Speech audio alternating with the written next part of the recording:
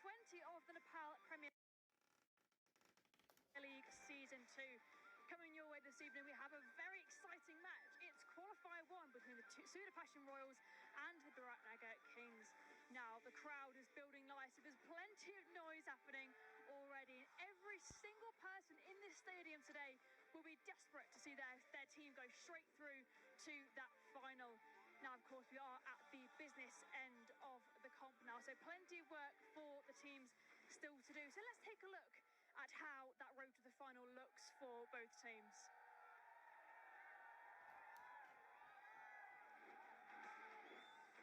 So, of course, today is Qualifier 1. It's the Royals versus the Kings. Whoever wins the match today will go straight through to that final. So that's what you really want to be aiming for here today. Whoever loses this match will go to Qualifier 2. And they will then play the winner of the eliminator, which is the Gorkas and the Lions. And then whoever wins Qualifier 2 will then go and join the winner of today's match in the final. So as I say, the aim for today is to get that one-way ticket to the final. Now, my name is Jess Crow. We've got plenty to get through here before the action kicks off. But before we do, let's go and join Andrew Leonard and the two captains out in the middle for the toss. Well, namaste, Nepal. It's time for the playoffs in the Nepal Premier League Season 2. And we've got the Battle of the Far West against the Far East. The captains are alongside me. We've got the run-out machine, Dipendra Singh Airi. We've got the Spin King, Sandeep Lamachane. And we've got our ICC match referee, Mr. Manu Nair. And Chanke the dog's going to come in with the coin. In you come, Chanke. Remember, the winning side tonight goes straight to the grand final. On you go, Dippy. Give it a toss. Tails.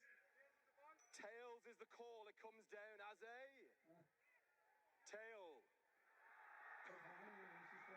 You won the toss. What are you going to do and why, please, Sandy? We're going to bowl first. New wicket.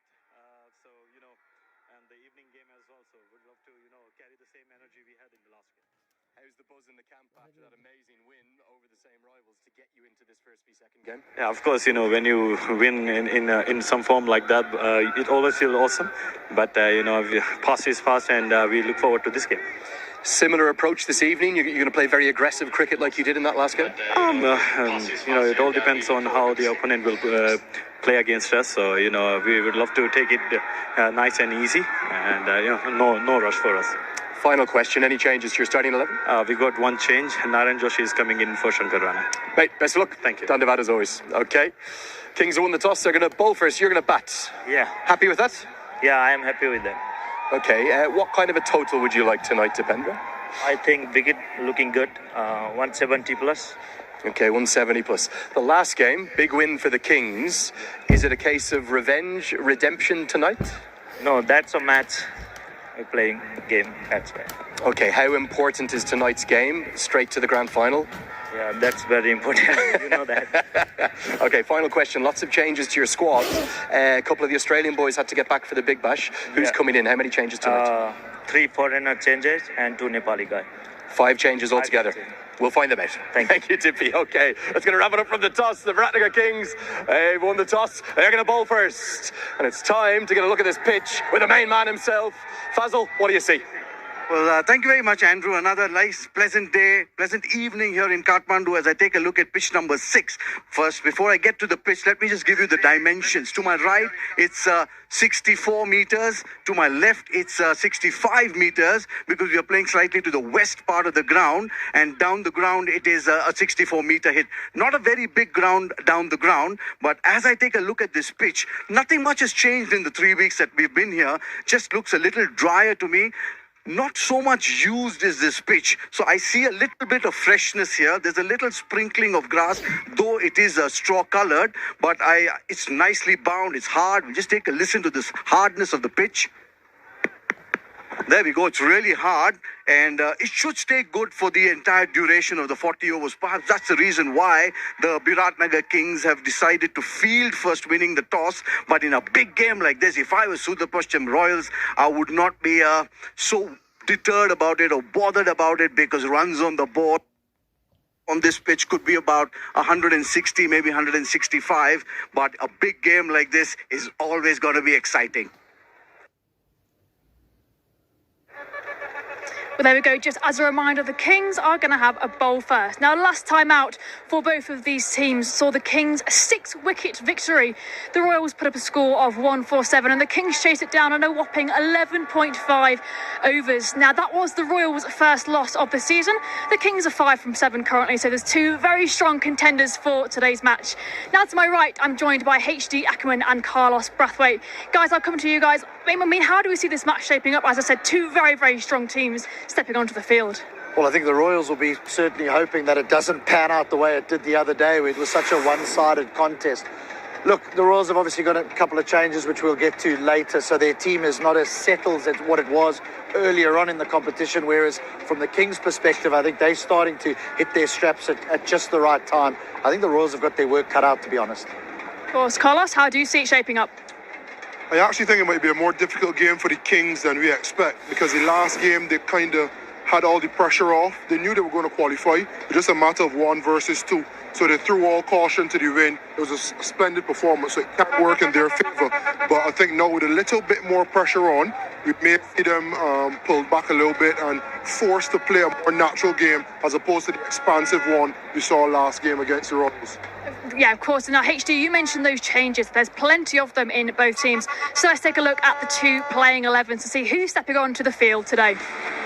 Yeah, so there's 5 changes to that Royals side. Just towards the back end of the group stages, they decided that they would give some of their bit players an opportunity to have a go.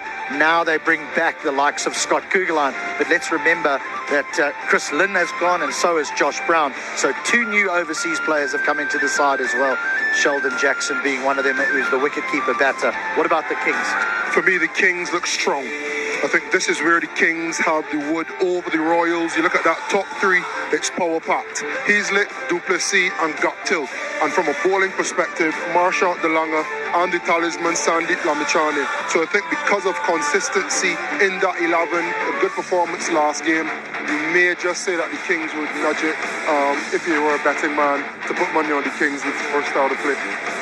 Now, the Royals have been very strong with the ball and especially strong in the field as well. But HD, let's look at their batting first. How would you rate it out of 10 so far? Yeah, probably not many are going to see this coming, but I don't think that they've batted as well as they did in last season's campaign. Particularly at the top of the order, they've sort of relied on that middle order, their captain to come to the party for them to post something. And when I say post something, they posted 140 once and defended it, 130 and they've defended. Then they got 140 against the Kings in the last outing, which the Kings chased down really easily. So I think that they've got to work really hard here, because even though the pitches are a little bit on the slow side, against this powerhouse batting lineup with top 3 that you spoke about, Carlos, I don't think 140 would be enough. So I'm going to rate them. I'm going to give them 6 out of 10 for their batting. Okay, hopefully they can make that 7 out of 10 today. And now, Carlos, looking at the Kings batting then, obviously new addition of Faf du Plessis. He absolutely smashed it out of the park last match, 50 off just 20 balls. Could he be a strong opener for them today? 100%. They will want to be riding on Faf's experience. He would have played in plenty of games like this, massive crowds, massive pressure, and you always want to win this game. No one remembers semi-finalists. So if you have the chance to go straight to the finals, you try your best to win this game, go straight through. And he has Sam Heaslett, right hand, left arm combination, absolutely love that. And then you have Martin Guptill as well coming 1 drop. So the pressure should be off that top order, but they know if they lose 2 or 3 of those guys early, that the pressure then on the middle order. He went a little bit, he's a bit of an unsung hero, Sam Heaslett, isn't it? We focused on Guptill and we focused on Faf du Plessis, but he played brilliantly in the last game. And he's just gone under the radar a little bit. And it's one of those things where the opposition focuses on 1 or 2 players, and there's another guy at the other end just saying, okay, thank you, I'll take this boundary here, I'll rotate there. And when you look, he's 25 off a few balls, he's 30, and he's making a real impact with the ball in the field as well. So he may be someone that has gone under the radar so far, but I know that the Royals would have had to have him in mind in their team meetings. Now, Carlos, I'm going to come back to you again. I want to hear one of your ratings. The Royals bowlers, how are they looking? Royals bowlers, they haven't been too bad. I love the fact that they have a little bit of flexibility. So you're looking at Marchant DeLonge for some pace, and you're looking for Sandeep Lamichhane. What I've loved about Sandeep Lamichhane is how he's used himself. A lot of time, 1 over spells, just when the team is building a partnership or getting some momentum. So for those 2 factors alone, and I love a little Bashir Ahmad with bat and ball, I'd give their bowling a 6. Okay, and staying on that topic of the bowling then, the Kings last time out, Sandeep Lamachani, 3 for 20, and then Practice GC joining him with 2 for 4 off just his 1 over. Are they looking strong today, do you think? Well, there's a little rumour that Practice GC is he's like the poster boy of the tournament, along with Sher Malla. He bowled beautifully in that last game, Jess, he really did. But Sandeep Lamachani is the key, along with Marchant Delanga, as Carlos mentions. Sandeep in the middle there, he takes wickets, which is what you want to be able to do. You want to take wickets in that middle period. If I could just add on to the Royals, Scott Kugelheim coming back into the Royals is a massive plus for them. And I think if they got any chance tonight, the Royals, he needs to strike early to try and knock over those front 3. Yeah, but I'll even add to that. The same thing we talk about with their batting and how Sam Heaslett has gone under the radar. Bashir Ahmad has gone under the radar. Pratush GC has gone under the radar. So every team is going to block up Marchant Delanga and Sandeep Lamachani. There's an opportunity for our local bowler to come in and be the star of the show today. And quickly, guys, predictions. Who's winning it today? I'm a king all the way. We'll keep it royal. Kings and Royals, there we go. The crowd is making plenty of noise as we speak. The players are coming onto the field. Qualifier 1, who's going to have that one-way ticket to the final? Stay tuned to find out.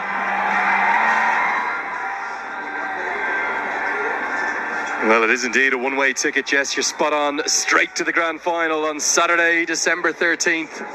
The Royals have been there before. For the Kings, it's their first time in the playoffs. How will they react to that pressure? They certainly stood up to the pressure in a big way in that final group match where they pulled off the miraculous to hunt down the Royals total in quick time.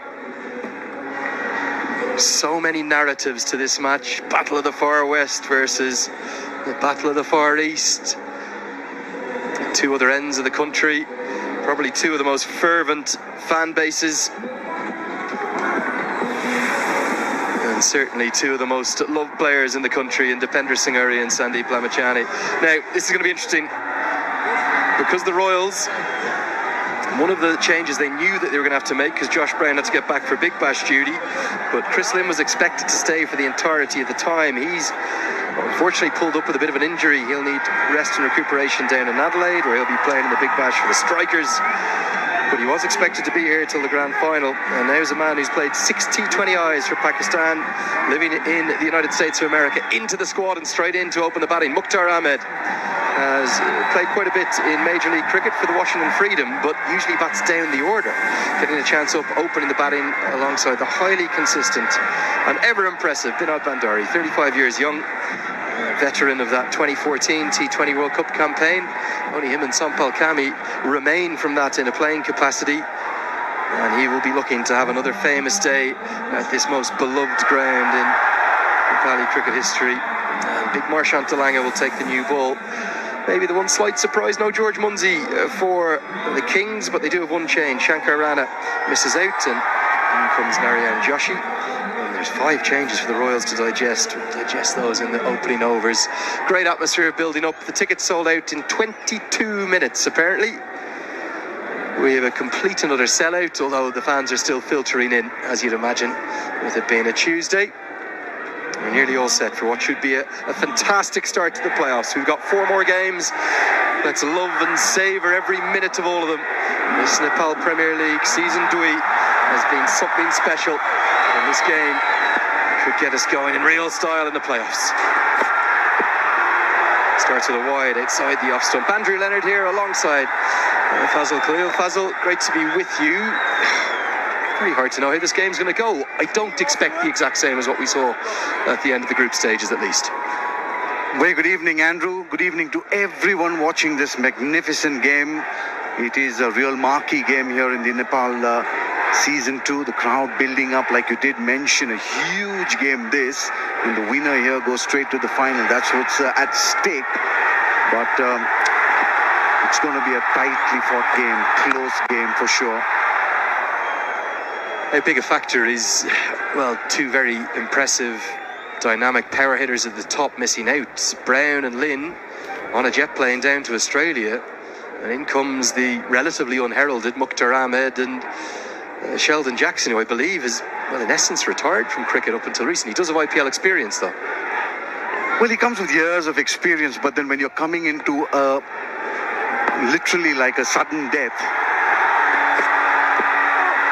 play and a miss outside that off stump, that's the kind of pitch that we've seen. Really good surface this one. I took a look at it at the pitch report. Just coming to your point about Sheldon Jackson, he's had a lot of success at the first class level, over 7,000 runs in first class cricket, a lot of experience, over 100 games. He's played a lot of T20s as well for Saurashtra, and one of the unlucky ones who missed out playing for the country. So they brought in the right kind of person, but how good would he be on this pitch? I'm not sure how much Mukhtar Ahmed knew about that, but he does get off the mark. Looks like there is pace and bounce and carry, and let's hope for a very high scoring surface. What do you reckon, Faz? Well, I did see it. It is tired, it is dry. Take a look at it. The visuals tell the tale, but there is that little bit of grass there. It is dry, straw-colored grass rolled into the pitch, but I'm not quite sure the kind of moisture that there is underneath the surface. So I'm not quite sure how it would come onto the bat after the lacquer and the shine goes away. When the spinners come on to bowl, that's when perhaps it would hold on the surface, Andrew, and that's going to make batting difficult, especially for a new batsman coming in. So a lot of work for Binod Bhandari to do. He's been there throughout the tournament. He's the man in form. Delanga right on the money to start with. Already a feverish atmosphere, a fervour building up. Lyndon Hannibal from Sri Lanka standing at the Chobar end of the ground, and he would be at square leg, but because of that low sun, understandably, Ravindra Wimalsiri, his country mate, is at point. Just trying to manage that very low sun that is a difficulty for us. And give us a wave, Priggy Trambakwela. Or maybe not. Loses shape, loses any rhythm, any timing, and the Royals struggling to get going in the first over. Well, yes, because they're trying to hit the ball just too hard. You don't need to do that on the surface. He's played so much on the surface. He should know better that timing the ball on this, using Martian Delanga's pace, is going to hold him in good stead. Not just coming and trying to take the cover off the ball. He's not going to get timing because the ball is not really coming onto the bat like he'd like to. He needs to be smart. Delanga, such as his effort, falls in his follow-through. Just the 2 runs from the first over. Royals 2 for none.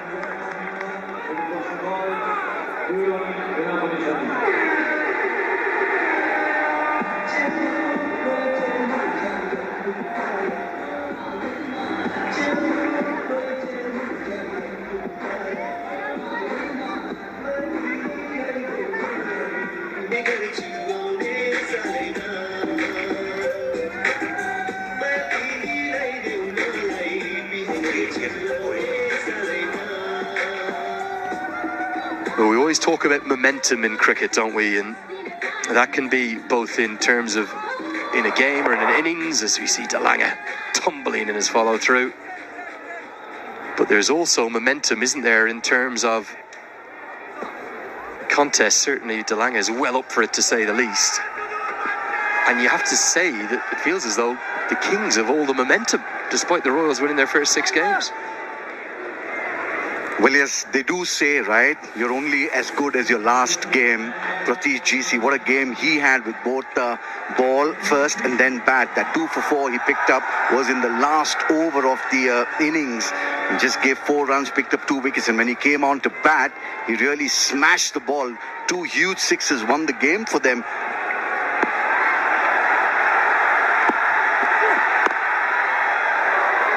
Nice to see him opening the bowling, because I thought he was underused in the previous game. Only bowled the 1 over, but opening the bowling tonight as the playoffs get going. Well, the smarter team, Andrew, is going to win this game. And the reason I say that is they've got the key in their hands. Now they need to put runs on the board. Let's just take a look at the batting to come. They need to be smart about their choice of batsmen that come out to bat. Well, they have the new man Mukhtar there right at the top of the order, and a lot will depend on Sheldon Jackson when he does come out. But Arif Sheikh, Harmeet and Dipendra, they need to do all the heavy lifting if they need to get to 160. Guided away, just a single.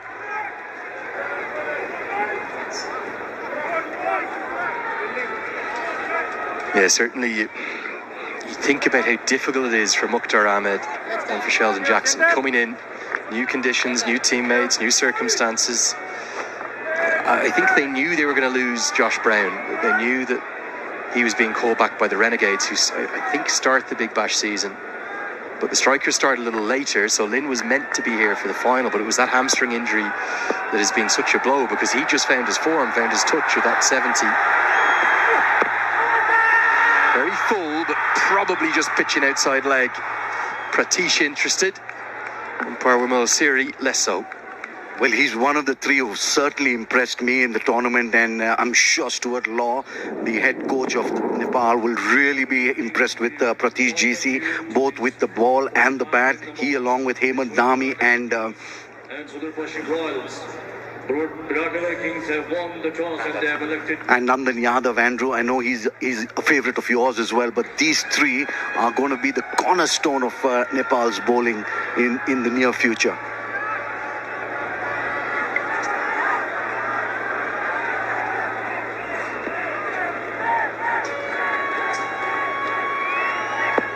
Yeah, real opportunity. Stuart Law watching on.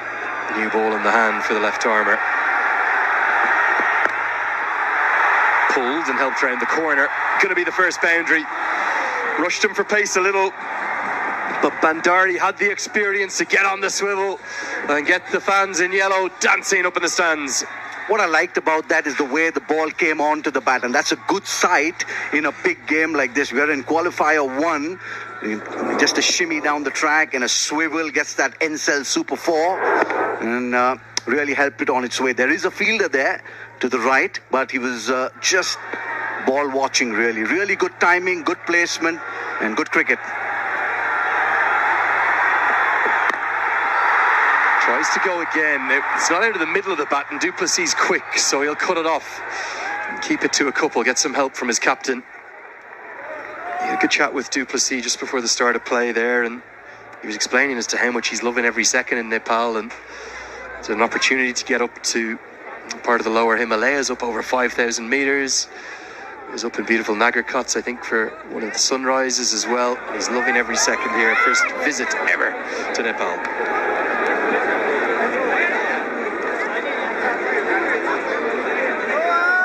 Well, yes, just take a look at the crowd building up here.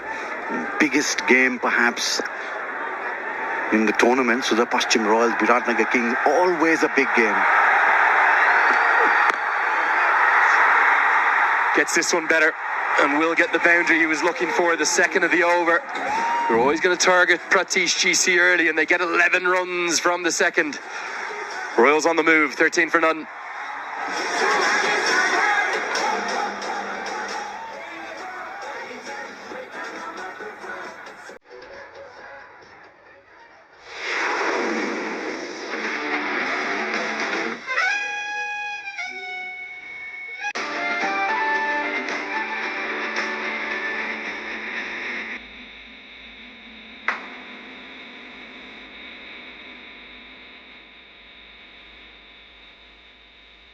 Just the one change for the Biratnagar Kings. In comes Narayan Joshi, the all-rounder, who bowls some medium pace, and it probably might bat ahead of Surya tonight. Say he'll bat at 7. But it is a very top-heavy batting lineup. If he can get through those 3 overseas, he's let Duplessis, Guptill. A lot of pressure comes on to Basharam and Lokesh Bam. There is not even a semblance of rhythm or timing, understandably yet, from Mukhtar Ahmed. How do you deal with that as a franchise side? You lose one to injury, the other one you might have expected to lose. You've got Puneet Mehra in the team for a couple of games, but then the 2 players you've brought in, you've gone with for this massive playoff match.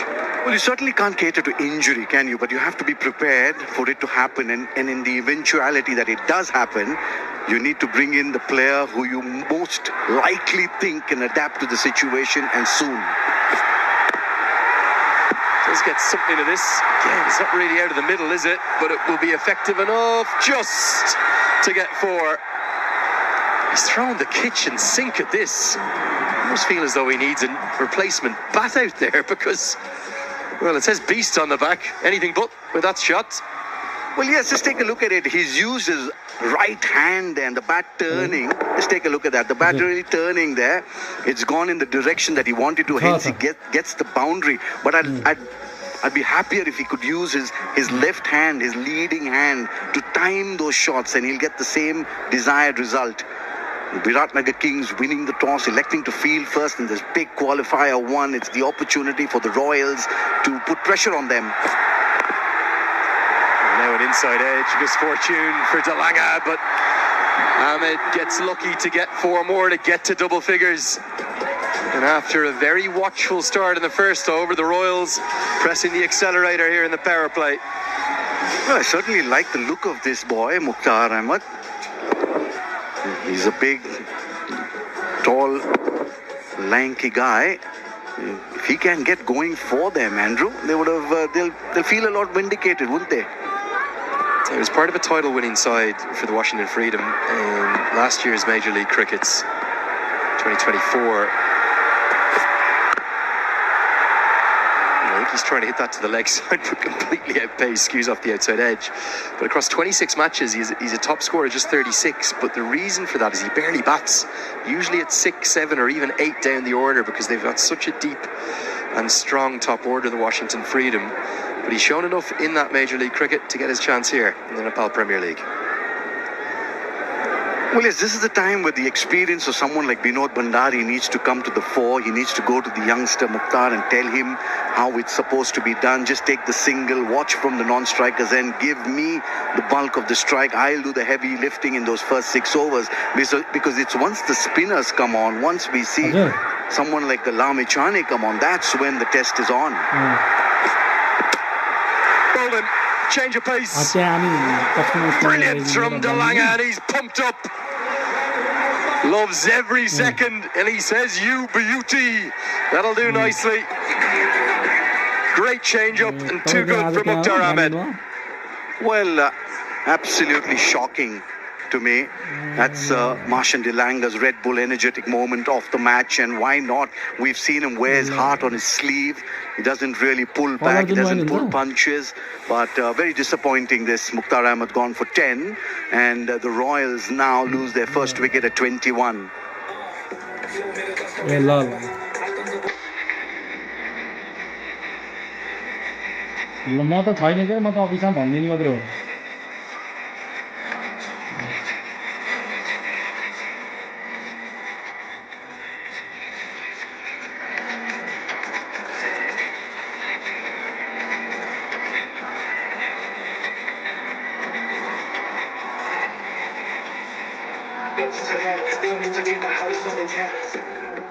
First blood goes to the Kings. Bit of a crutch match this one. And in comes a man who probably this time last week was not even comprehending the possibility of playing top level cricket. But in comes Sheldon Jackson. Handful of games for the Kolkata Knight Riders across 2 different seasons in the IPL. A very fine Ranji Trophy record. Hailing from Gujarat, over 100 games, over 7,000 runs. Welcome though into the NPL, nearly cleaned up first ball, and it could still be very close. We'll go upstairs. Bhandari needed to get moving, and I think it's Heaslett who's been outstanding in the field for the Kings. This could be 2 and 2. Well, it really looked close to me. A direct. We have an umpire referral for run out. Go to the side on angle, please.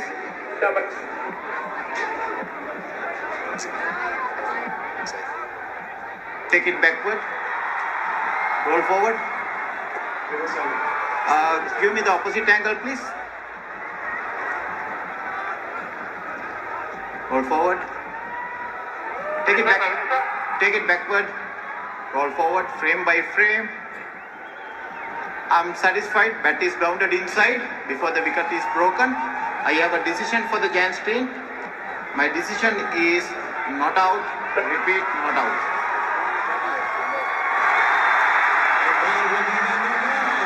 Not out the decision, and only just. There was a frame in it. We felt as though Bhandari needed to get going. He's home. 22 for 1.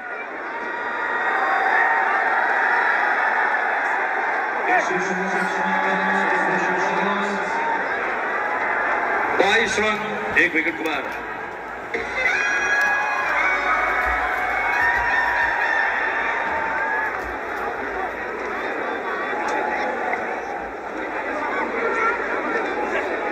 नयाँ blur आएका हुन् Basheer Ahmad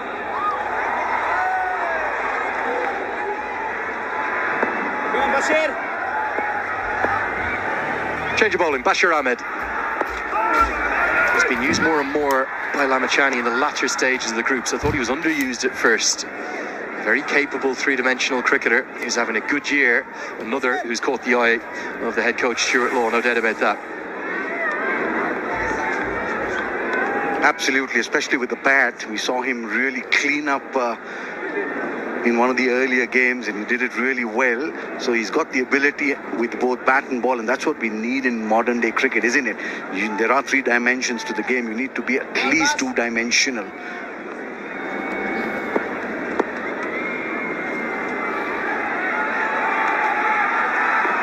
Oh, nicely bowled, and Ahmed is more than a touch interested.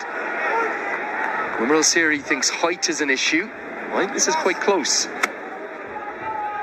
Let's just see where it pitched. Just perhaps an off stump, but if you...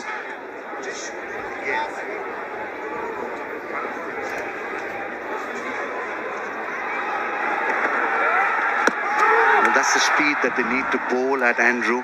If we can just take a look at it one more time, that LBW decision, you can just see where the ball lands. You can see a puff of dust there. There it is, and that shows that the upper crust is coming loose, and perhaps they should be aware of that and know that they shouldn't chase a very big score. Be very reasonable with what you have in mind. I tell you, that was close as well. Maybe just the height the issue.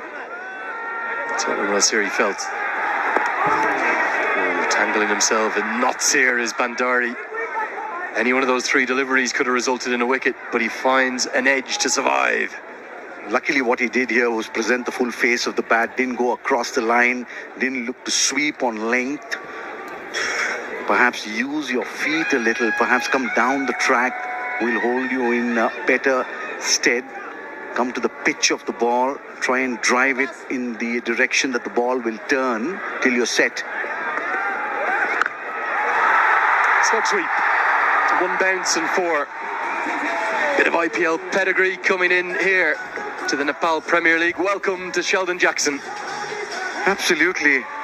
Breaking the shackles is Sheldon Jackson, but that shot clearly showed me, Andrew, that there are nerves within Sheldon Jackson, and it's very natural. First game for him, despite all the experience he has at the Indian first-class level. He still came out there and heaved a huge sigh of relief after he made contact with that ball.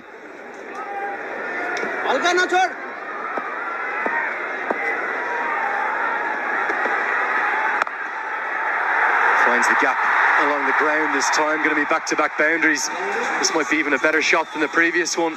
There's 4 men within about 15 yards there. He finds the boundary with expert precision. 32 for 1.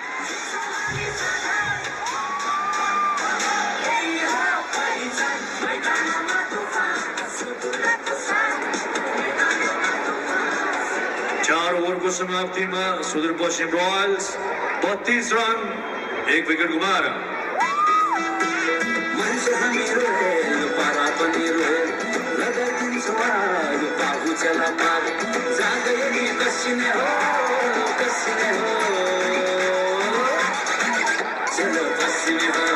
Well, maybe honours even at the end of 4 overs. Either side too far ahead. Every single ticket sold, but plenty still making their way in through the gates. It will be a full house as soon as those floodlights kick into full effect, I've no doubt. And plenty of yellow jerseys in the crowd. Another beautiful day here as we're well into December now. Final 4 matches of the tournament and smiling faces all around. Interesting call this one from Lamachani. He's going to go 3 on the bounce from Delanga. Oh, it nearly pays off. Good Yorker. Well dug out by Binod Bandari. just the quality there of someone like Marshall Delanga. Really top quality stuff this. He's not only got the pace, the bounce, he's also got the variations. We saw the slow deliveries. Now we get to see the Yorker. He's got a wide range in his repertoire. Really nice to see someone like Marshall Delanga out there, and he's really giving his all, isn't he? Bowling his heart out. Third over for him is the result of him bowling well.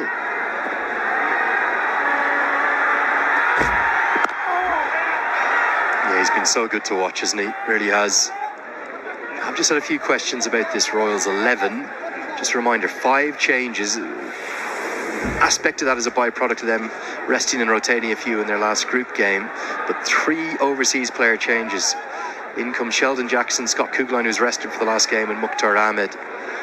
And also into the team comes Milan Bahara. He'll be down at number 8 probably, and Hemant Dami. I think that's a very good selection. The unlucky one to miss out, the youngster found through the talent at Hikmat Mahara, who'll have brighter days ahead, as we see both Dr. Ishan Pandey and Arif Sheikh padded up. Well, yes, you just saw a very good Biratnagar Kings side. Sudurpaschim, they've been forced into those changes. Biratnagar had the luxury of resting a few of their top players. Scott Kugelheim got a break, came back. You can't really budget for injury, but certainly you can workload manage well, especially when you've made it to the playoffs. You should be giving your top players a little bit of a rest. Yeah, welcome Faf du Plessis. Absolutely a rock star. Misfield's going to allow the second. Should have just been the single, but the pressure of the playoffs telling on Naren Bhatta, who fumbles at regulation delivery. Bandari, he's tended to play this way, hasn't he? He's not going to be 30 off 15. He'll kind of work it around in the power play. Well, this is the way you need to play on a pitch like this. We saw Ravi Bopara doing it brilliantly for 2 or 3 games, won it for the Chitwan Rhinos. But that's the role that Vinod Bandari has. That's the misfield, and you'll get the runs. Just stay at the pitch and work it around. What do you make of the call here of Lamachani going with Delanga for 3 on the bounce? He's taking away one of his death bowling options. He'll only have 1 left to the South African. Exactly what I was coming to. You asked the question and answered it as well. So that just shows Andrew Leonard's acumen. Yeah, the reason why I would go for a spinner, Andrew, on a pitch like this is that's where you ask the right questions. With pace on the ball, it becomes that much more easier. But with pace off it and a ball spinning, you always keep the batsman guessing. No doubt that Lamachani's 4 overs will be a huge factor in the fate of this game. Delanga's completed 3, the Royals 37 for 1.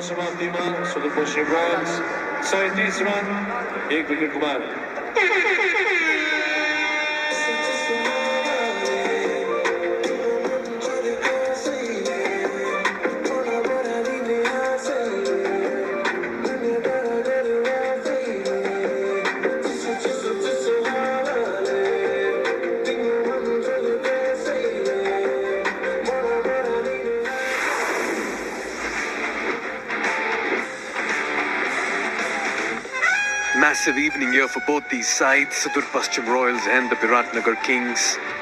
Delanga drew first blood very early. Mukhtar Ahmed back in the dugout.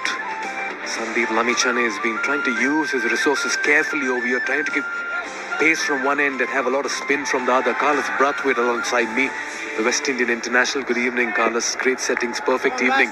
And what a big match lined up as well. Qualifier 1. He's looked so good this evening, Vinod Bandari. Again, good use of his feet. Terrific fielding as well by Hazlitt. Good cricket all around. Fantastic cricket on show. Marshall Delanga bowling the speed of light from one end, and Bashir Ahmed with all his guile from the other. Vinod Bandari and Sheldon Jackson trying to counteract both. And Sam Hazlitt not want to be left out of proceedings. Acrobatic and quite amazing save on the boundary.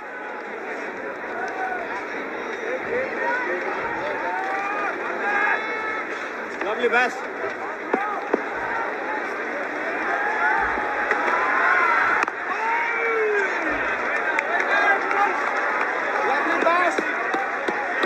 Marshall Dilanga really came out hard in his first 3 overs. You could literally see him putting that extra bit of effort. You talk about bending your back.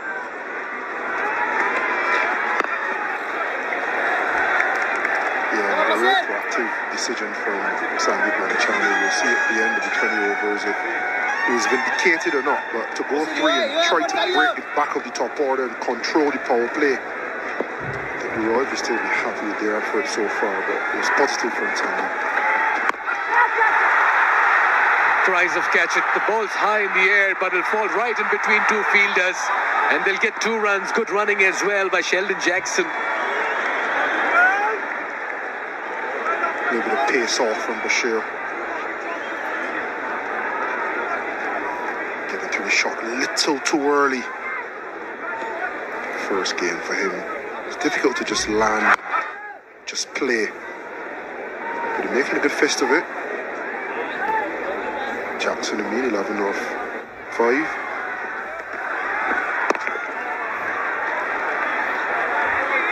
And Binod Bandari, he's been the star of the show. It's only a run of ball, folks, but the way he's gone about his innings, he's stifled Marchant Dilanga. Beautiful backdrop. Cricket on show is nice and the view is even better. Well, this man has achieved everything a player could do in Indian cricket. A domestic legend, Sheldon Jackson, played for Saurashtra. He has some incredible numbers as a domestic player. Couldn't really make it to the Indian side, but he's right up there as one of the greats. Just trying to pierce the field, unable to do so. Good start here again in Bashir's second. Just the 5 runs coming off it. We're done with the power plays. It's been an even contest, 42 for 1. 42 run, 1 wicket को मारा.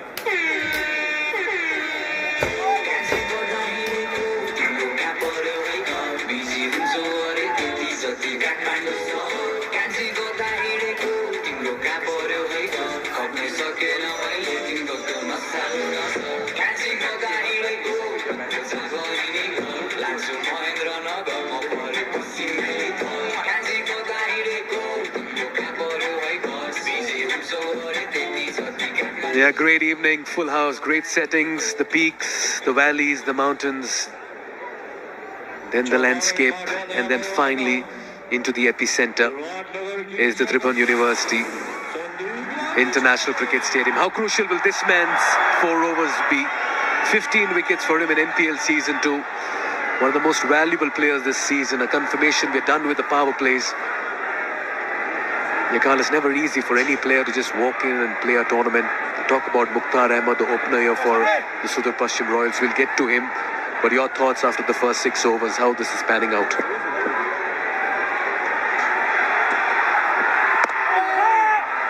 Yeah, quite even contest, and I think to Sheldon Jackson and Mukhtar Ahmed, obviously losing his wicket here. So difficult to just land off the plane and try to catch a rhythm in a tournament. We have to talk about this delivery though. It's very difficult, but what the teams would think is, you know what, we have a second chance. So if they don't catch the rhythm today and they lose, they have another game and potentially the finals as well. So there is an opportunity to get up to speed. And if they do win, we have some practice games. But to just land back first in a tournament, in a playoff game, it's quite challenging. You're hoping to get a few balls out of the middle, and I think it's more mental than technical. That was worth the shout. I want to believe he had his reasons there, Sandeep Lamichhane. Yeah, but the umpire saying maybe some bat involved over there. We'll just get to this once again. Did hit the pad, but I think it's just outside the off stump, so good decision. Pad first. Just looking at the way the Sudurpaschim Royals have played their cricket, they won 6 and 6, lost the last league game. They had Josh Brown, Chris Lynn. All of a sudden, does it look a little thin, a little depleted in the top order with 2 new batters playing their first matches in Mukhtar and Sheldon Jackson, taking nothing away from what they've achieved in their cricketing career? Yeah, no, I would say depleted, but very different. Chris Lynn and Josh Brown, you're thinking power, you're thinking quick starts. these two have shown the intent. These two have shown the intent, but not quite got the success just yet. There is an understanding, I think, once you do chop and change.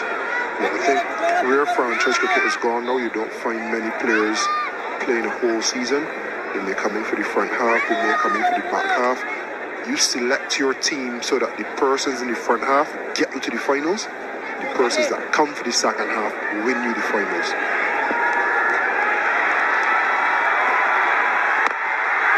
This has gone high up in there. Fielder circling around it will just fall short of the fielder position at cover sweeper. They're taking their chances this evening, the Sudurpaschim Royals. And so nearly Lamichane was once again amongst wickets very early in his spell. Done with over number 7, it's 47 for 1. 7 over को समाप्ति में Sudurpashchim Royals को योगफल 46 run 1 wicket के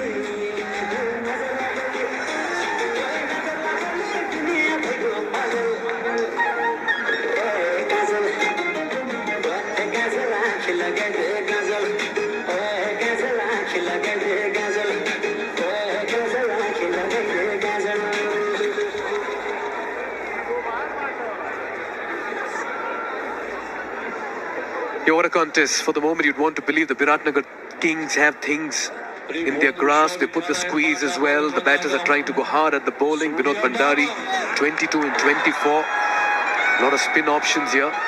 Great contest. Remember the team winning tonight. Straight into the final. Surya Tamang, the best of 2 for 20. Missed out in the last couple of games. Came back in that last.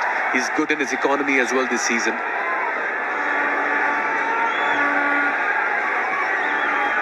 Carlos, I reckon this is going to be an event over. This is going to be a big over either ways.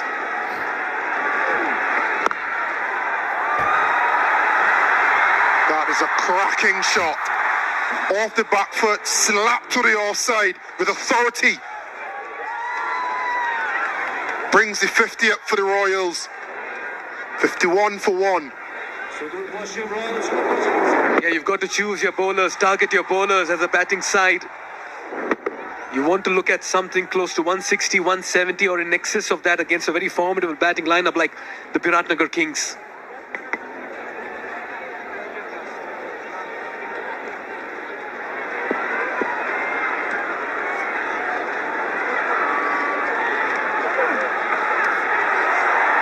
Yeah, misses everything. Does it have enough legs? Not really. They'll get 2 runs here. And you see this increased intent from the Royals and poor fielding. Sloppy. Very, very sloppy. You don't want that to creep into the game, the Kings. The Royals are going extra hard, and some people may wonder why. It's a balanced enough start. In the last game, a good throw by the season campaign, and then a fumble. And in the last game, the Royals got it to 140 and the Kings smoked it off. So they in their mind know that now 160 is a minimum, and I think it's helped their intent. They know 140, 150 is not enough. They need to have more. Granted, in the final, 10, 5 runs, talk about scoreboard pressure. But the increased intent is, I think, aiding the stroke play. And again, folks, Vinod Bandari is only 26 off. 26 is a runner ball. It's not a rollicking start by any stretch of the imagination. But Marchant de Lange kept him in check and ensured that he's built a platform with Sheldon Jackson. Massive hit. That's coming right at us. That's a huge 6. Great use of his feet. Jackson in the house. Looking in imperious form at the moment.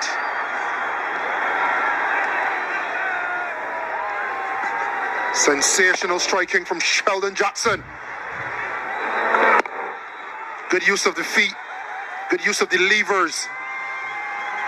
Not the best chance for the catch in the crowd. We have to work on the crowd catching. But this has been good batting. We talk about batting in partnerships. 39 off 29. The consensus partnership is now ready to get a move on. Pressure on the youngster. And it's showing and it's saying as well.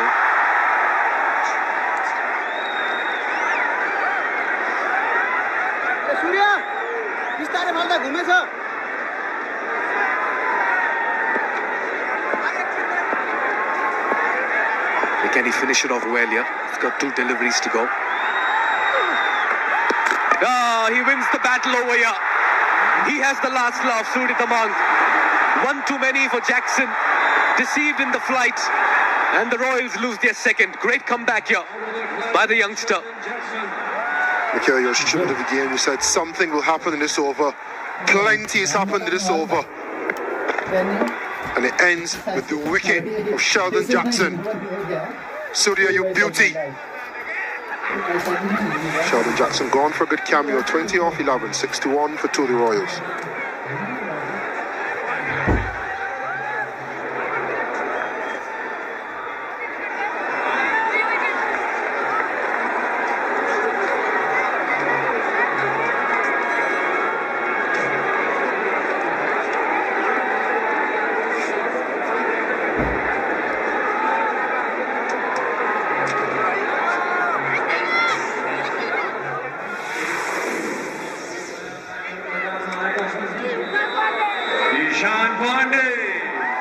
Dr. Ishan Pandey comes out of 15, the tournament player of the match as well, at 30 a couple of nights ago. A decent strike rate, a promising youngster, elegant left-handed batter.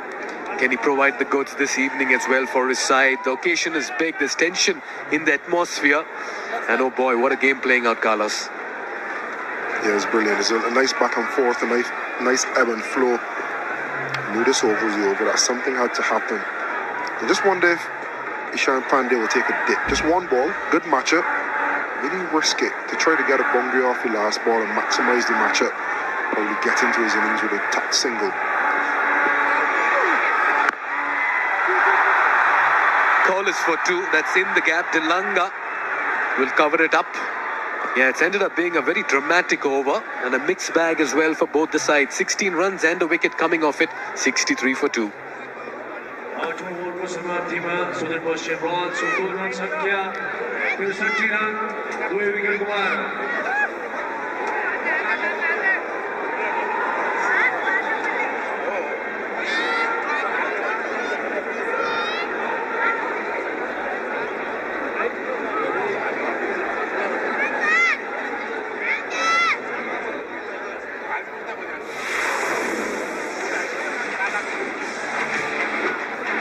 Nice even game, so the Sudurpaschim Royals. You can see that one big over the last over, but also look below it, a wicket. It's kept the game in the balance nicely. 63 for 2 and 8. No one has really pulled away and rustled the advantage of this game so far. It's still there for the taking. A lot is riding on it. You can feel the tension around the ground. The crowd is pensive. And Marine batter thrown into the thick of the action. Yeah, some right-arm off break. Narendra Bhatta, he hasn't got a wicket in this tournament so far. He's bowled in 4 occasions here in this competition. Standing deep in his crease, Binod Bhandari. Yeah, he's just moving and shuffling around. Nicely bowled. Yeah, just the right time to head across to the sidelines. Jess Crow standing by. All yours, Jess. Take it away. That's right, I'm joined here by George Munsey.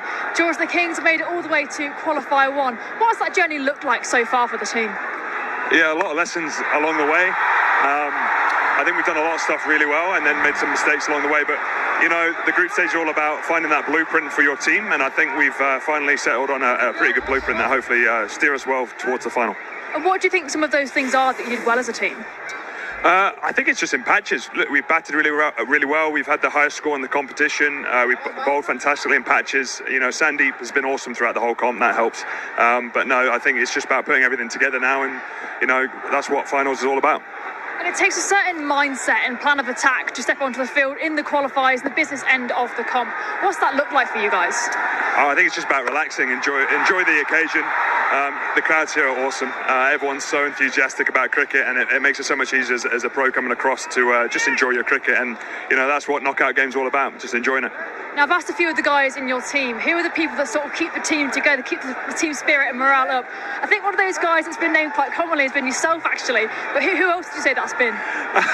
That's very kind. I need to do something this trip, but no, myself and Marshawn have taken it upon ourselves to have as much fun as possible, keep the group going, and you really bounce off each other, a few fights here and there, and keep it entertaining. And what's that environment look like off the field then? Very relaxed, just everyone going about their business and just trying to have a lot of fun, keeping it really calm and casual, and just getting around each other as well. I think comps like this, there's people in your team that are having a lot of fun on the field, and it's making sure that everyone has a lot of fun off the field as well. And then finally, what was the mindset walking onto the pitch today for the team? Yeah, look, I said it at the start, it's just about enjoying it, embracing this amazing occasion. The weather's been fantastic, the crowd's been awesome. It's just trying to take it all in, and then just remembering why we're here. We've done some really good cricket. It's just stringing it all together, doing the basics well, and just, again, enjoying it. Excellent. Well, thank you very much. All the best for you and the Kings. Thank you. Thank you. Back to comms. Thank you, Jess. Lovely chat there with George Muncy. Part of the first half with the Biratnagar Kings sitting out today. It's got a lot of height, and it just goes over the fielder there. Bashir Ahmed, it's right down his throat. Should have been taken. Binod survives, gets a home run, and the Royals march on. Dramatic end to over number 9, 73 for 2.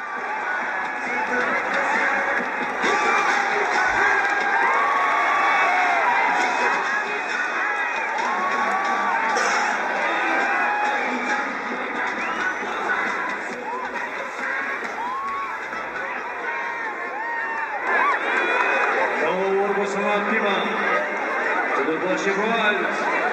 Biratnagar, goal wicket wide.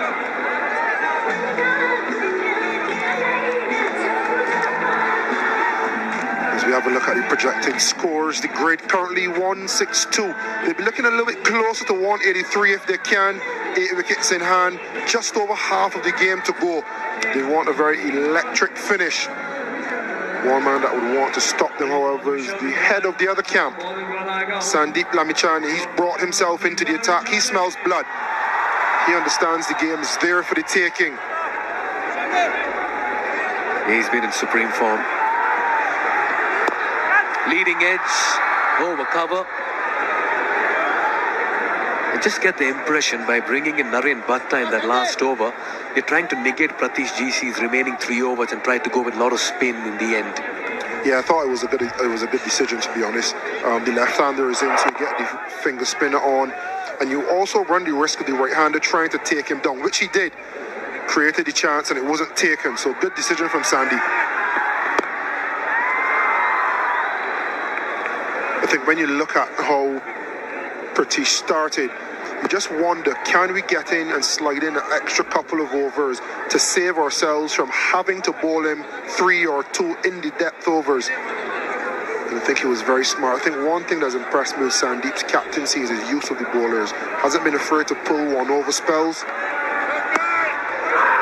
and has almost always got the right bowler on at the right time, either in a defensive case like last over with Bhatta, or in an attacking sense where he's brought himself back now to try to wrestle back a little bit of momentum and to potentially get a wicket. Yeah, you've got to be a very smart operator as a captain, and at the same time be a performing captain, which he's been. Tossed up 2 is the call. Binod Bhandari will have to come to the bowler's end. Bashir Ahmed with the throw. 1 for the shot, 1 for the arm. Beautifully done. This has been such good batting. The one thing that I'd say, if I'm in the Royals camp and we really want to make a good fist of it, can you send Dipinder Singh Irene next? Can you try to get him to push you? Can you get him to push you from a potential 150, 160 score to 175, 180? These are the sort of brave decisions you need in a playoff game. Now that's Arif Sheikh batted up alongside Dipinder Singh Irene. Arif Sheikh's last 3 scores, 45, 32 and 27. Maybe not. Maybe send Arif Sheikh. That's the end of 10. Time for a water break. At the halfway stage, 77-2, the Royals. Yeah, this will also mean that with a tap on the watch, it'll also be our expert education strategic timeout.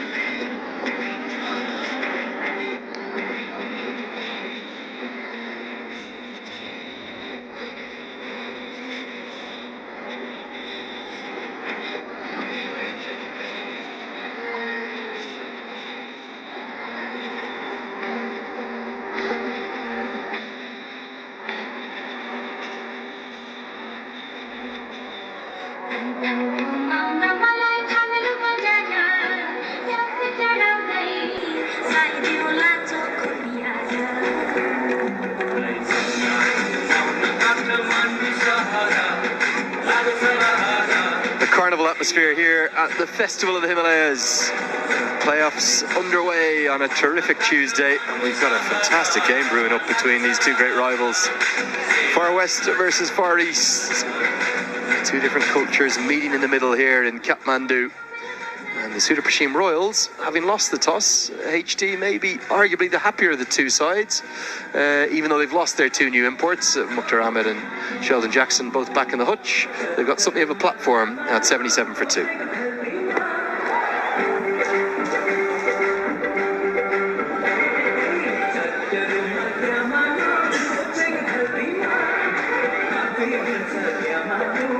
And of course, you've got to remember, if you are enjoying the action, you're very welcome along to it.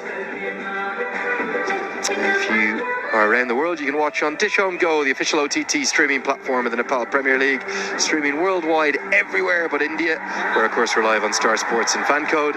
Download and subscribe that app now. And up in the crowd, HD, one fan will win the coolest fan of the day from Midea AC, and they get a brand new air conditioning unit. We've given 28 of those away already, and there'll be 4 more to come across the playoffs.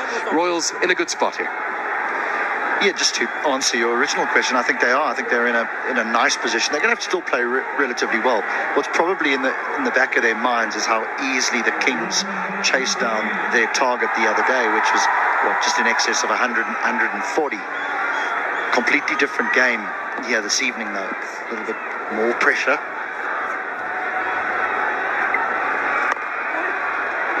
Bandari is basically doing what he's done all season, isn't he? Batting through, batting time, not doing it at a strike rate anything in excess of 110, 120. But his runs have been vital all season. Now that would be considered consistency in T20 cricket. 43 of them nicely played 69 and 42, 21.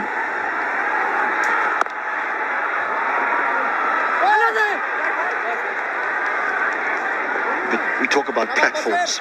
There's a platform here for what you would deem a little bit of power with Harmeet Singh and Scott Kugelheim still to come. Oh, there's a shot. There is a shot. A needed boundary after a couple of dots. He He's such a bright young man, isn't he? A very likeable human.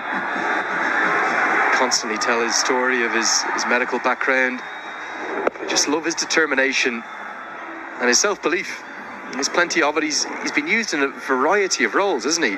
Batted at 3, 4, 6, 7, 8 this season.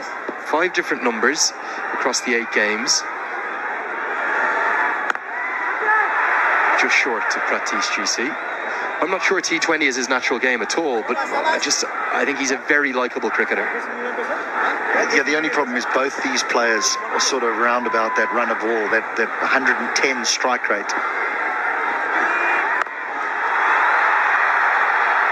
You can see they're trying to strike in excess of that, but it doesn't come naturally to them.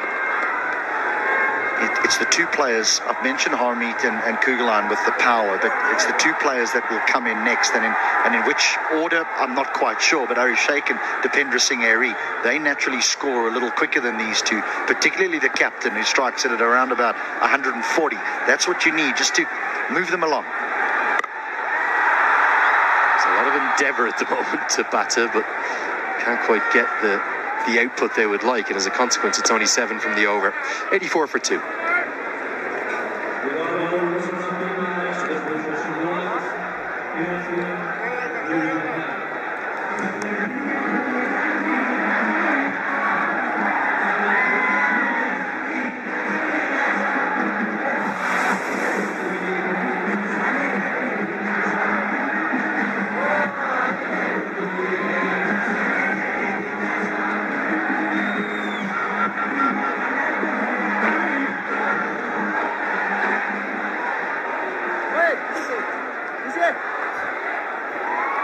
I'd go further than what you were saying. I think 5 to 9, excluding Milan, could come in any order. I think they're probably all of the pads on, 4 of them.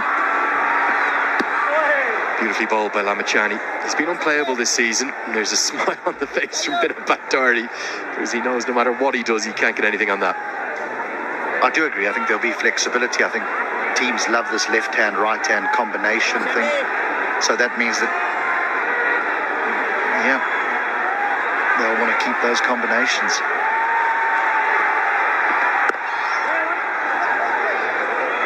I think at this stage, you've been to Nepal, you've got to know Lamachani pretty well. I've been commentating on him for 7-8 years now. He always wants wickets.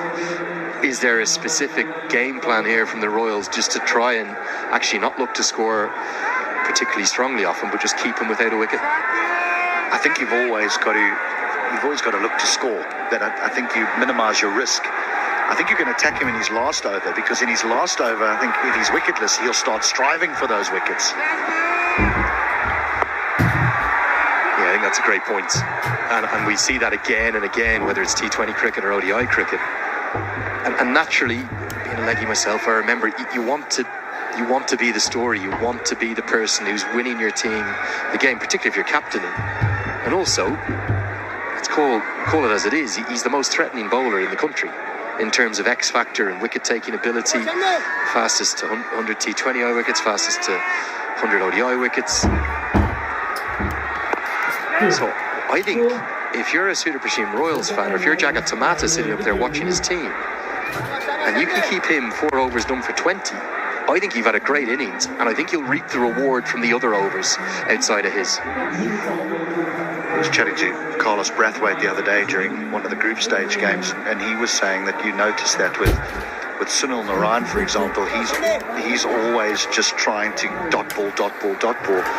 Now what's happening with Rashid Khan is Rashid they want to look after him, and he ends up striving for wickets because he's so used to taking them.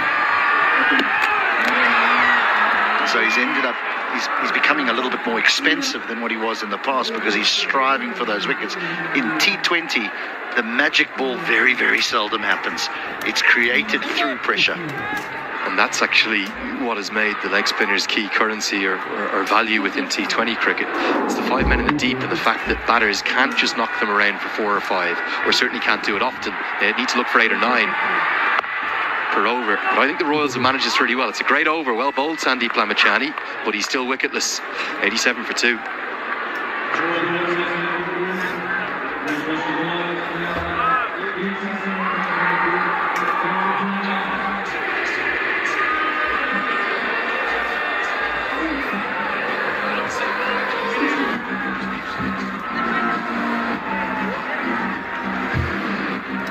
What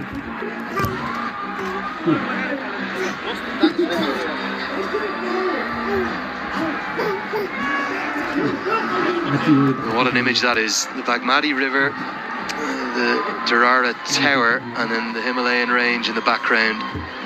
It's funny, the visibility, isn't it? Sometimes it's brilliant, other days it's not quite as good, but great to be with you here for the playoffs. We're up in the HP Lubricant Comcam, HD Ackerman alongside me. A lot of anticipation around the city and around the country, indeed, for these four matches. It sounds cliched, but they are the best four teams. You know, no one has snuck in through the back door. I think right from the outset we looked at it and went, hang on, these are the best four teams. Maybe the Rhinos underperformed a little bit. The other sides have got some work to do. There's a canny acquisition. Sam Hazlitt. It's a rank drag down, but going to get away with it. He's been good, the Australian, just the one ODI. Must have felt like a different era, a different generation. Given a cap at a very young age, and career didn't quite come to what he probably would have hoped. He's been really good throughout this Nepal Premier League, his first trip here to Kathmandu. Not sure if his parents are still here, but they certainly had a good 10 days or 2 weeks enjoying a trip to Nepal.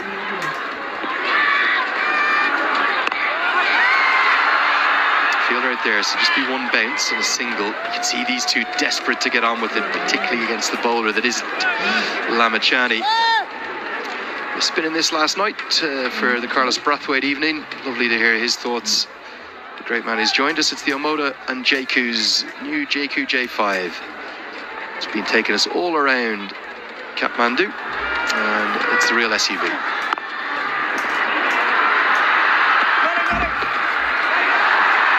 Great awareness, excellent from Ishan Pandey. He's the one who made that overthrow possible. Aggressive running initially, and then right on the ball to see that the man out at long on wasn't really on his toes.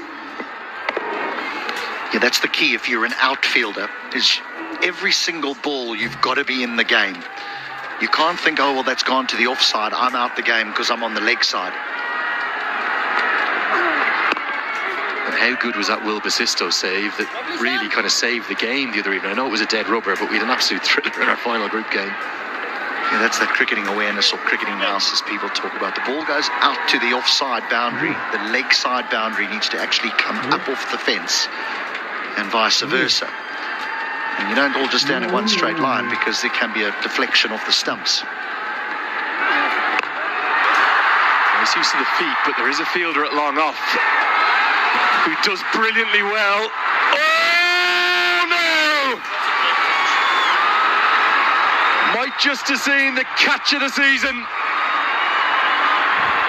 Naran Bhatta with one hand at first, tossed it back up, didn't overbalance.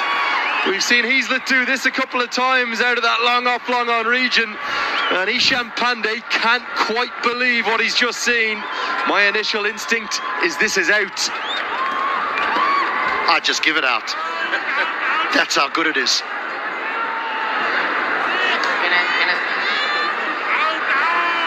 We have an umpire referral for fair catch. Stop with the front foot, please.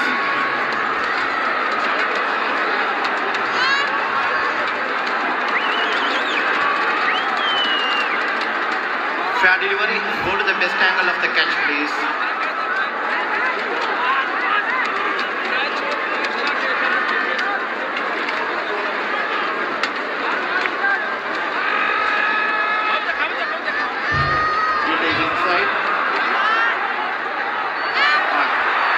Take it backward.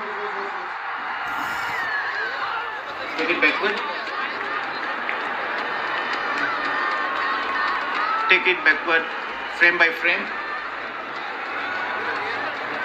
Right. He's gathering the ball inside. I want to confirm whether his foot is not touching the Toblerone. I'll give you the other angle. Yeah.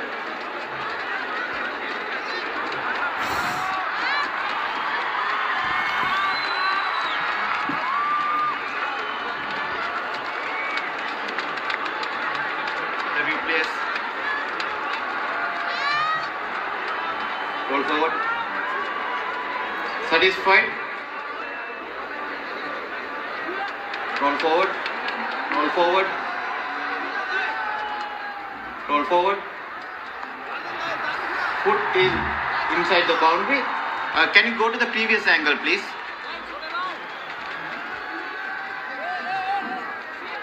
Yeah, go to the previous angle.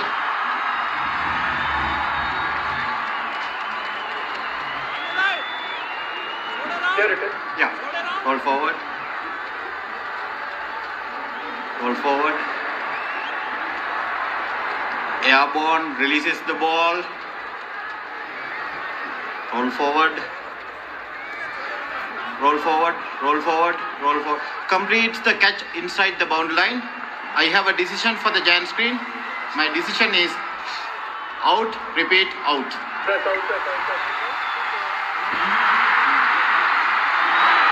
Extraordinary.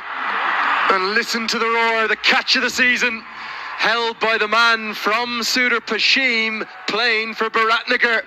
Naren Bhatta, the all-rounder, has just taken a catch for the ages. It'll be the end of Isham Pandey, gone for 13, 92 for 3 the score. And here comes Dipendra Singh Airi. Just wait for this roar, HD.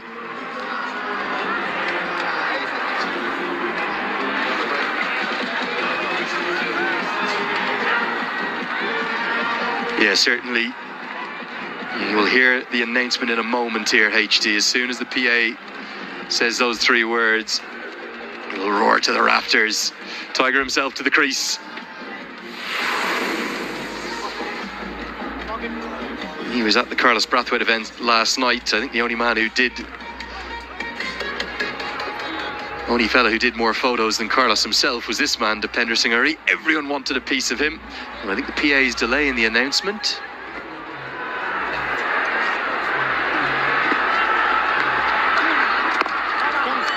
Wicket taking over, including a catch that we'll be talking about for days and months to come. It's 92 for 3.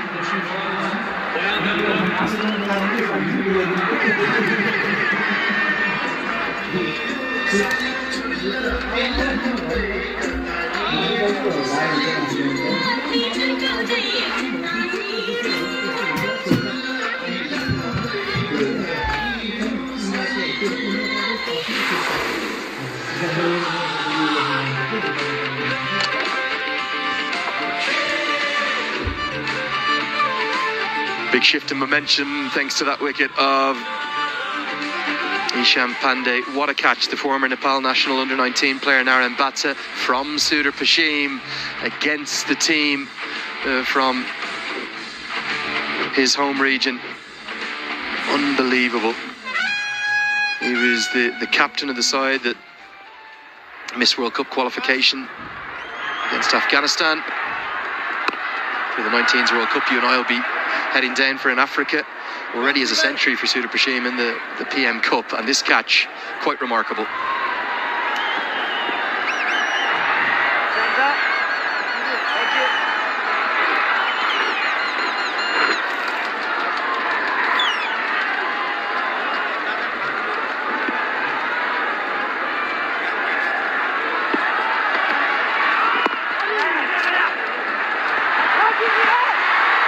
This is what Airi does. He's so quick, he turns what could have been a run-out chance into 2.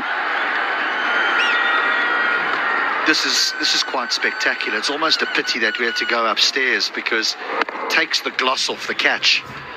I know we've got to go through things, but it's actually unbelievable. The fact, the awareness to know where the boundary is, to catch it with one hand in the first place. Desisto, I'm afraid you're number 2.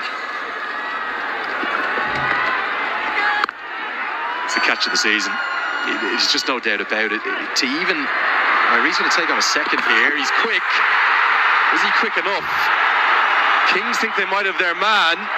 And Talanga's given it a big celebration in the deep. Has Airi's prime asset, his speed, come to be used against him? This is going to be very close indeed. We have an umpire referral for run out. Can you give me the side on angle, please? It's a wonderful throw. It's a Wonderful throw, and he's gone. He is gone. Outside the crease, I have a decision for the giant screen. My decision is out, repeat out.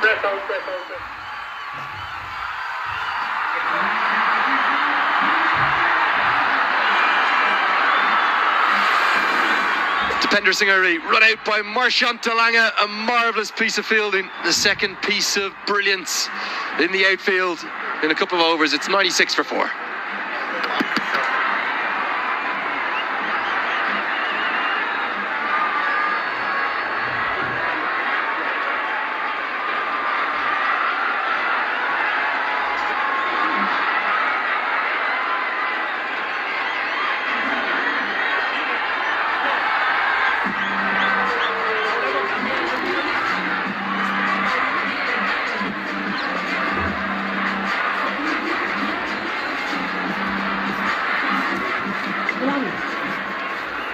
Well, big moments in the game, 2 massive moments in the game. If the Kings advance to the grand final from tonight, it's going to be because of Naren Bhatta and Marchant Lange, I suspect. Harmeet Singh again thrown up the order ahead of Arif Sheikh. They want that left-hand, right-hand combination to come back. He's just had one big score this season, and it came in rapid time, that 50. Has a unique technique, very bottom hand dominant. Well, we're just praising the incredible catch from Naren Bhatta. This from De Lange is just as good. Yeah, the utilisation of the square, to understand that trying to throw it straight to the keeper is not the answer. He uses the square just to skip the ball off the deck.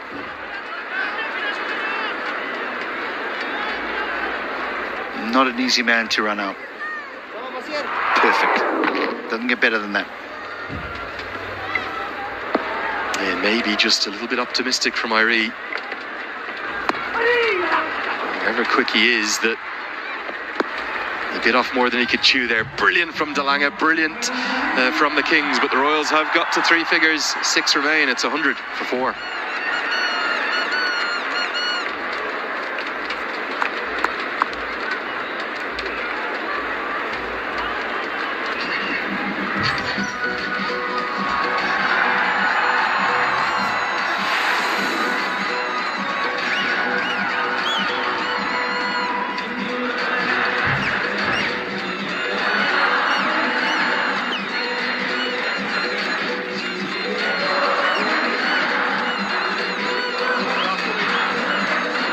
Final 6 incoming here.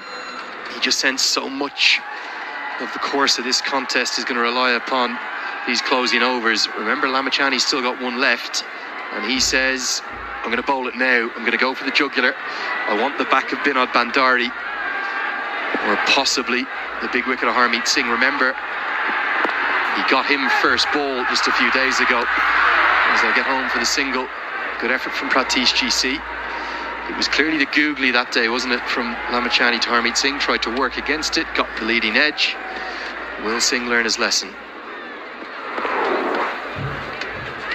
I almost think that as good a catch as it was, I had a feeling it was a good thing for the Royals that Ishpande had got out, because Dipendra is going to walk in now, but he's run himself out, so now they're under a little bit of pressure. I'm not sure that there's going to be many leg spinners bowled here to the left-hander. He wants to try and get out of this spell, Sandeep, because it's been excellent.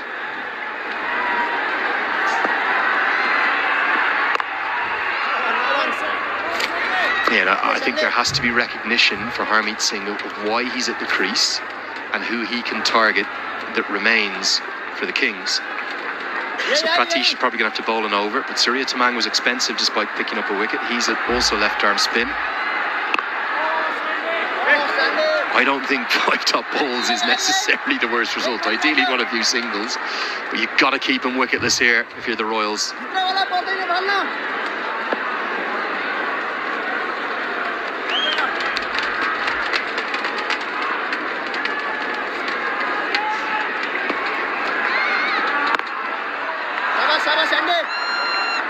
does get the single. Bandari now in 49. Haven't really noticed him out there in the middle, Bandari. There's been carnage all around him, but he's just worked his way to 49, continues his good tournament. He's going to have to go a little deeper here, you feel, Vinod Bandari. And it's the easiest pitch to just walk to the wicket and score. And it will be 50. Great servant, not just for the Sudurpaschim Royals in their 2 seasons, but in the blue and red of Nepal. Very likeable man, respected by all around him. And it's his second 50 of the season to go alongside scores of 42 and 43 as well. He's been outstanding again. 44 deliveries, 3 fours and a 6. Well played indeed, Binod Bandari, the rock at the top for the Royals. They've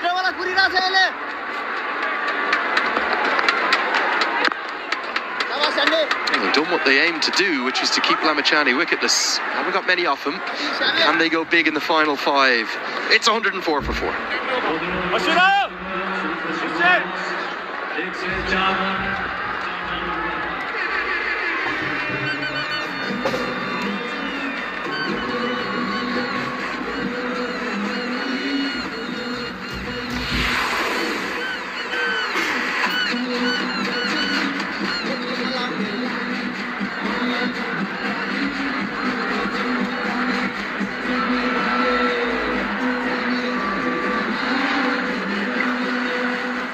Yes, so much depends on the pair, Harmeet Singh and Binod Bandari are right now there in the middle. Binod Bandari getting to his second 50, has a couple of 40s as well. He's been the wind beneath the wings for the Sudurpaschim Royals. Harmeet Singh will fancy his chances to the left-arm spinner. Time and again we talk about the matchups, and he's ready as well. Look at that stance, gives you a fair indication of what he's targeting, the mid-wicket region. Another gentleman who fancied that region when batting over there was Carlos Brathwaite. Good evening, Carlos. This is turning into such an important game, and the ebbs and the flows of the game are so good to watch. It's riveting. You can't take your eyes off it. We started with high pace from Marchant de Lange, some spin and some guile from Bashir. Binod Bandari, the rock, mentioned by Takludai Lamuchan, and his guile. And you see the fantastic catching of Bata, and there's more to come.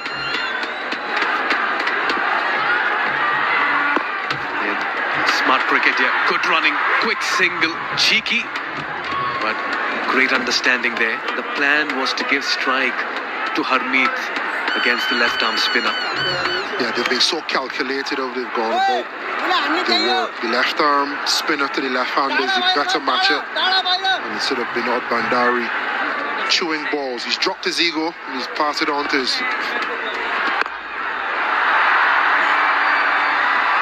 counterpart Harmeet, who has gone downtown. He had a split stance, a wide stance, and a baseball-like swat back over the bowler's head for 4. Look at this, bang! Stand and deliver. Yeah, that stance is pretty much a giveaway at this stage. That what's the plan here for Harmeet Singh, as you spoke about the split stand over here. Yeah, he'll go hard. And that fielder, deep mid-wicket, long gone, deep backward square leg will be on their toes. Looking at the stance from Harmeet Singh, he's covering his stump. He knows he wants to go straight and he wants to go leg side.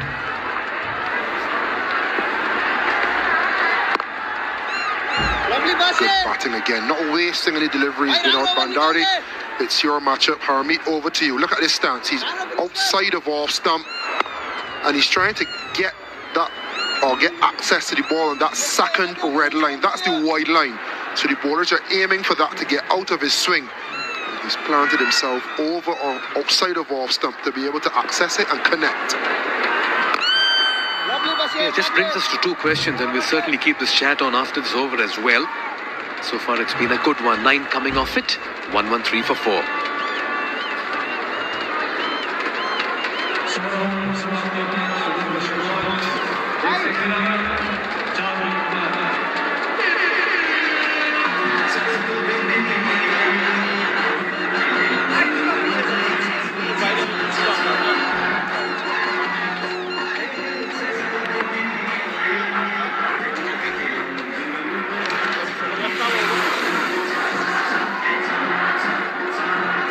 Yeah, there it is. Binod Bhandari slowly but surely creeping into the top over there in the Presidential Graduate School Platinum Cap leaderboard that showcases the tournament's leading run scorers. Rossington from the Avengers, well, he played his hand and he played his part as well. A century as well for him. Binod Bhandari with his second 50 has gone past Mark Watt of the Yaks. He'll certainly have more runs to get. Binod Bhandari still has a couple of games left. One for sure if he makes it to the final. Ravi Bopara, what a champion cricketer he's been, and Rohit Paudel has been the run machine for the Lumbini Lions. The top 5 here in our Presidential Graduate School Platinum Cap leaderboard. Yeah, so much depends on Harmeet. The very first outing, Harmeet did get into an altercation with Rashid Khan, a player from Kathmandu Gorkhas. At the presentation, I asked him what really happened. He said, I just needed something to rile myself up and get me charged up. He got 60 odd and walked away with the player of the match. That's up in the air. Marchand Dilanga tries to go hard, and that'll trickle away. He had to take the decision of taking it on the bounce or going for it. And by the end of it, the ball wins the contest.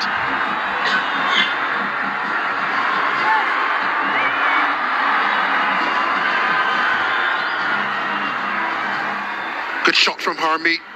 They're aiming outside the off stump for him, asking him to go into the offside, which pepper the fielders. And if you can ascertain how important this game is, your big fast bowler, Marchand Dilanga, Superman-esque in the field, full length dive.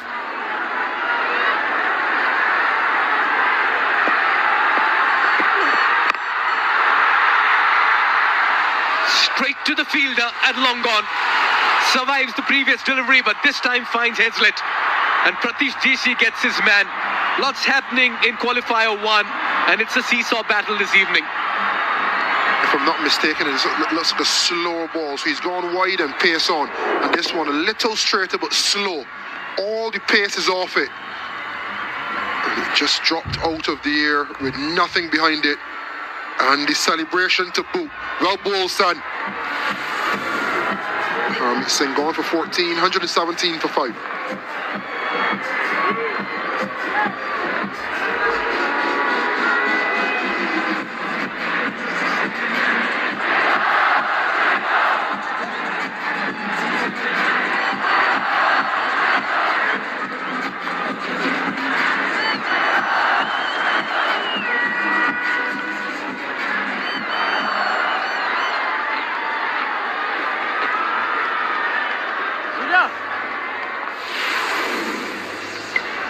He's had a good last couple of games, Arif Sheikh. He's been promoted in the batting order. He's been shuffled, the best of 45 not out against the Kings. But his last 3 outings particularly have been wonderful. He's got 38, 24 not out and 45 not out. And the 45 came against the very same team, the Biratnagar Kings, in a losing cause. So he's had the run of form going his way. Can he just add a couple of more runs tonight and take them close to 160, 170? It's going to be a tough ask, a big ask here. Send back. Oh, don't want to mix up. Just have a look at this delivery. He's been pace on his first over. He's gone cross seam as well.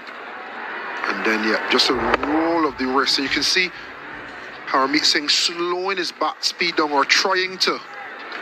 And in the end, it had nothing behind it. He had no timing whatsoever. Just enough to pop it in the air straight to the fielder. Hazlitt graciously accepted.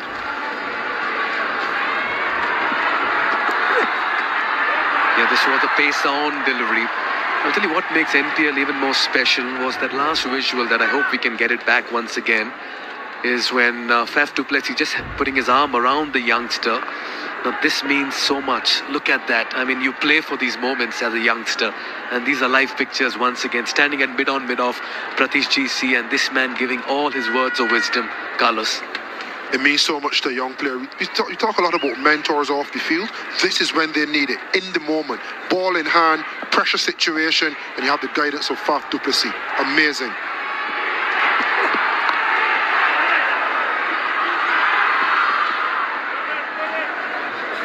And he's shown a range of deliveries. He started not the best with the new ball, and we're wondering if, you try to take him out of the firing range, bowling in the depth, but he's come back and he's bowled really, really well.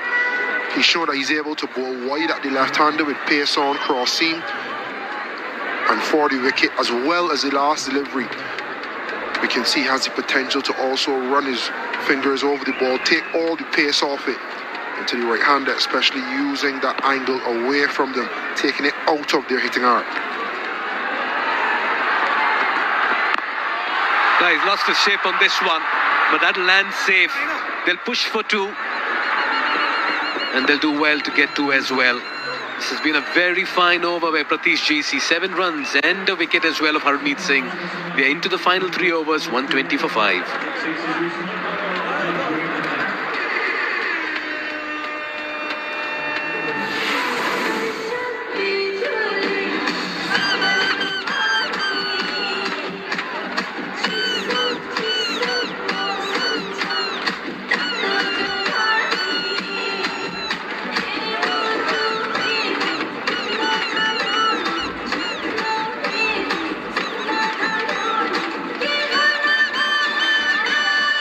Yeah, it's been a bit of a hustle here for the Sudurpaschim Royals. That's because they've lost wickets at regular intervals. Irie's run out was very crucial. Harmeet Singh was teeing off really well. He threw it away. They've not had that batter who's been able to take the game away from the team, from the opposition in those overs, couple of overs. The constant has been Binod Bhandari. Seen a lot of spin today. Hazlitt comes on to bowl his second over. Started off well. Got the wicket of Ishan Pandey, but that belonged to Naren Bhatta for the catch he took in the deep. All right then. Arif Sheikh. What a hit. Powerful strike. That's out of here. What a start to over number 18. Arif Sheikh has been middling the ball really well in the last couple of games, and that's fair indication once again. This is going to be an important over. What a way to start the over. On the length, outside of off stump, and walloped. Fielder didn't have a chance. Arif Sheikh, you've mentioned he's been in fine form. This is where it matters. Wonderfully hit. Accesses the gap beautifully. Splits the fielders. 10 in the first 2. This man's in his zone.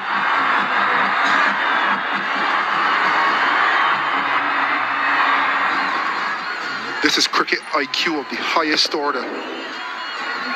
Hazlitt is going wide. He slapped him over long on the ball before. This time he holds his shape and executes a beautiful over cover drive. Arif Sheikh, you beauty. Are you on to something special tonight?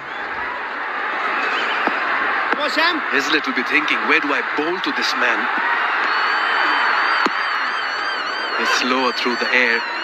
The happy faces, happy smiles all around. There she is, a happy, dense, sparkling smile of the match, and they give us a wave, young lady. A lovely hamper is coming your way. There it is. He's going hard. He's making a strong case for himself. Arif Sheikh for a middle order batter. He's certainly throwing up his hat as well in the ring for selection. Yeah, I love that he didn't take much time to get in either. He realised the position he's batting in now, a few positions lower than he has been batting for the majority of the tournament.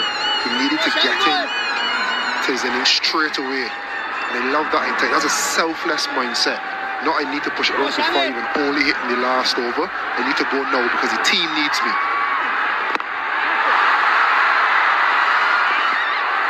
Just short. Marchant de Lang is in all the hot spots today. Binod Bhandari trying to go over cover. The field has changed. The field has changed. The field before was a sweeper and an extra cover in the circle. Extra cover has gone to a third point, and the sweeper has come around to like a deep extra cover. You can see him to the left of your screen there.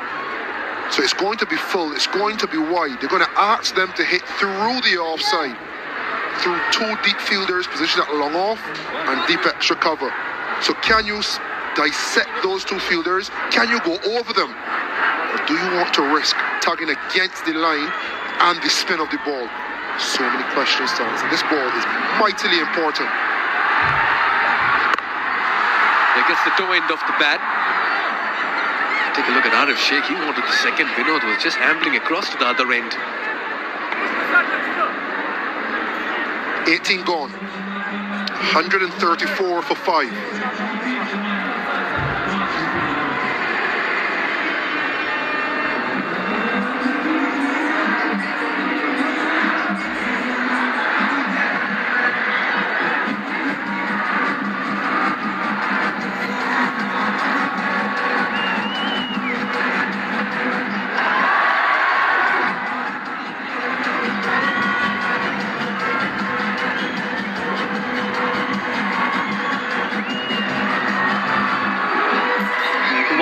evening. Packed house, Qualifier 1, and you can sense the support for both these sides. Two of the most favourite teams taking on each other, and one team will certainly make that direct progress into the big final as well. So much at stake, so much life in this game.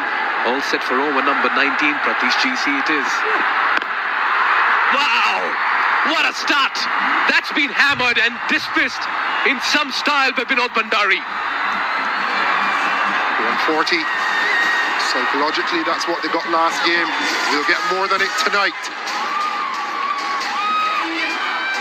Vinod Bhandari, the beaut. Bold and beautiful all the way. It's so important to start the over strong as a batting unit. Last over, 6-4. This over, first ball, 6. The 19th over, the penultimate over, is so important in the grand scheme of things. How can they maximize it? Good comeback. Pressure will be on Pratish GC. Leg bye signalled. What are we looking at over here after 20, Carlos? 10 balls. I think they get 20 runs in the middle, but then they seem a little bit greedy. But if you can really maximize, 20 runs is 2 sixes, 2 fours. So that's 4 balls. You still got another 6. Wickets may fall, dot balls may go. Tries to work that smartly around. Oh, he's pushing for the second. This is going to be close to side. Oh, what an attempt. What a dive. Great inspiration. Terrific desperation. Arif Sheikh.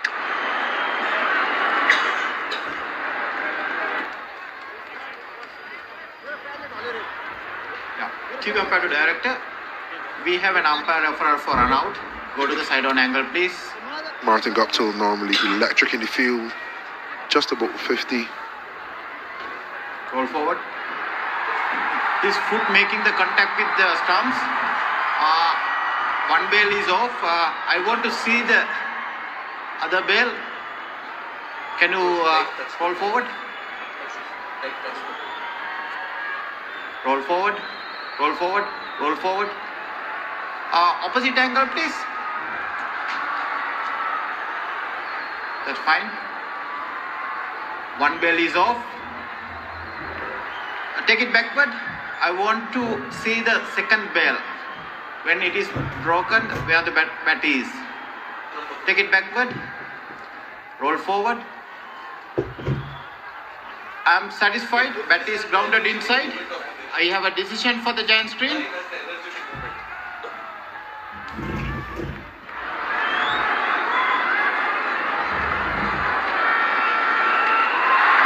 That is commitment. Arif Sheikh putting a price on his wicket, full length dive, lives to fight another day. Worked away. That's in the gap. That will be 4. Drifting down leg, flicked away beautifully by Arif. This is turning out to be a good over for the Royals.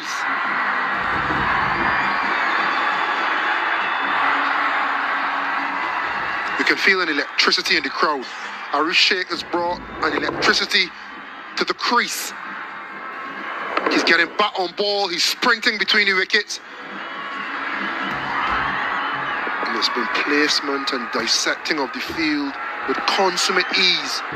Striking at 200, 18 off 9.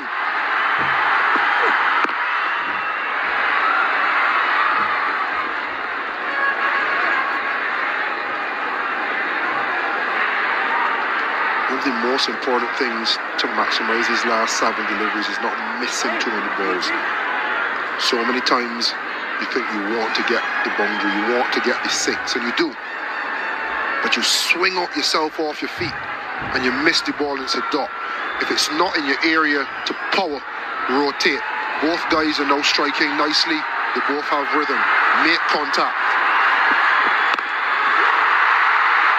He's hit that, but that's been beautifully pouched in the deep by Hazlitt. He's as safe as houses and he's taken some incredible catches. And it had to take a great catch to bring an end to a great innings as well. Vinod Bhandari will depart.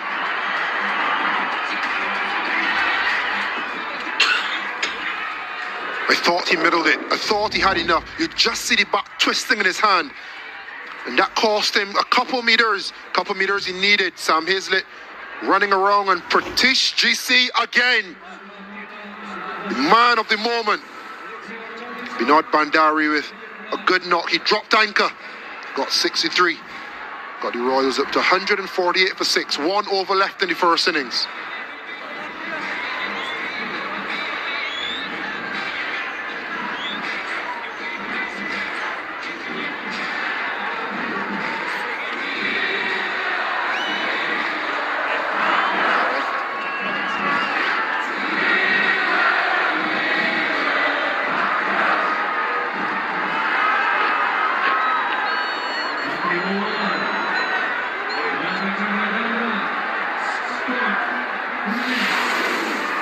Yeah, the ebbs and flows of this game has kept everyone on their seats, rather edge of their seats, and some on their toes as well.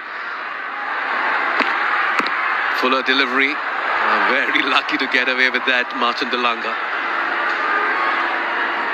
Yeah, you're just looking for outside edge, inside edge, anything. With the pace of Marchand Delanga, you get a boundary. I think they need at least 12. I think 160 makes this a really good game.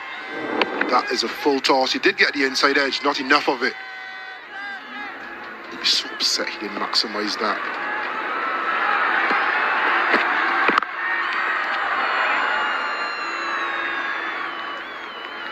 Great catch once again, Carlos, in the deep. Yeah, you can see him here and around the boundary. Thought Bandari got enough of it, but he kept his eyes on it all the way. Then you just see a cheeky little look just to ensure that he wasn't going to run over the boundary rope. He's got awareness of where he is in the field. He's good trust in his abilities to get in the drop zone. And you know, once he got into the drop zone, his hands are quite safe, Sam Hazlett. He's been very, very good in the field. He's been a very good pro for the Kings.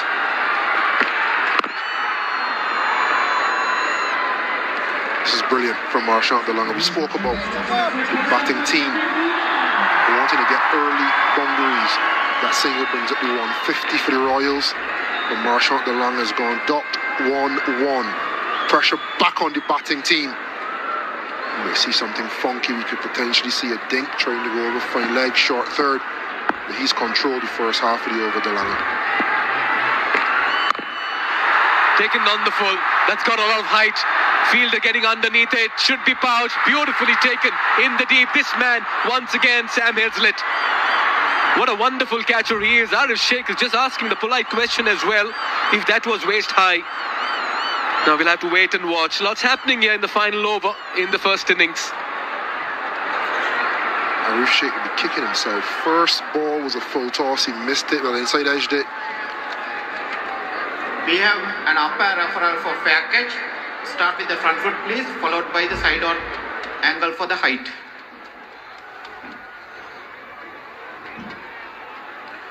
Fair delivery front foot, go to the side on angle for height.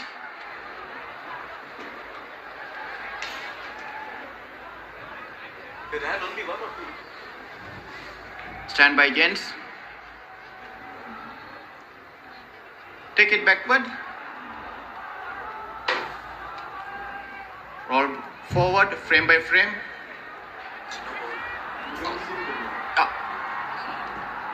Take it backward. Right, frame by frame. Right. Ball is dipping. It is below the waist high. If the striker standing upright on the crease, it is below the waist. So it's a fair delivery in terms of height. Go to the catch, please. Thank you, Dad.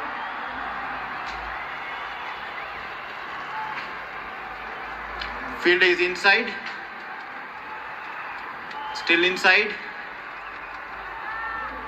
Completes the catch. I'm satisfied. I have a decision for the giant screen. My decision is out, repeat, out.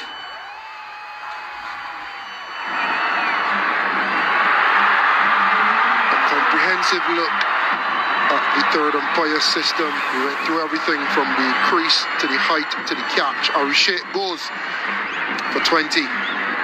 Just a little behind the Royals. 150 for 7, 2 balls to go.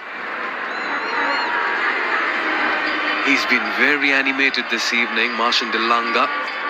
And extremely involved has been Faf du Plessis. Seen him making those field changes, speak to the bowlers, rally around the youngsters. Done a good job of it so far, the Biratnagar Kings.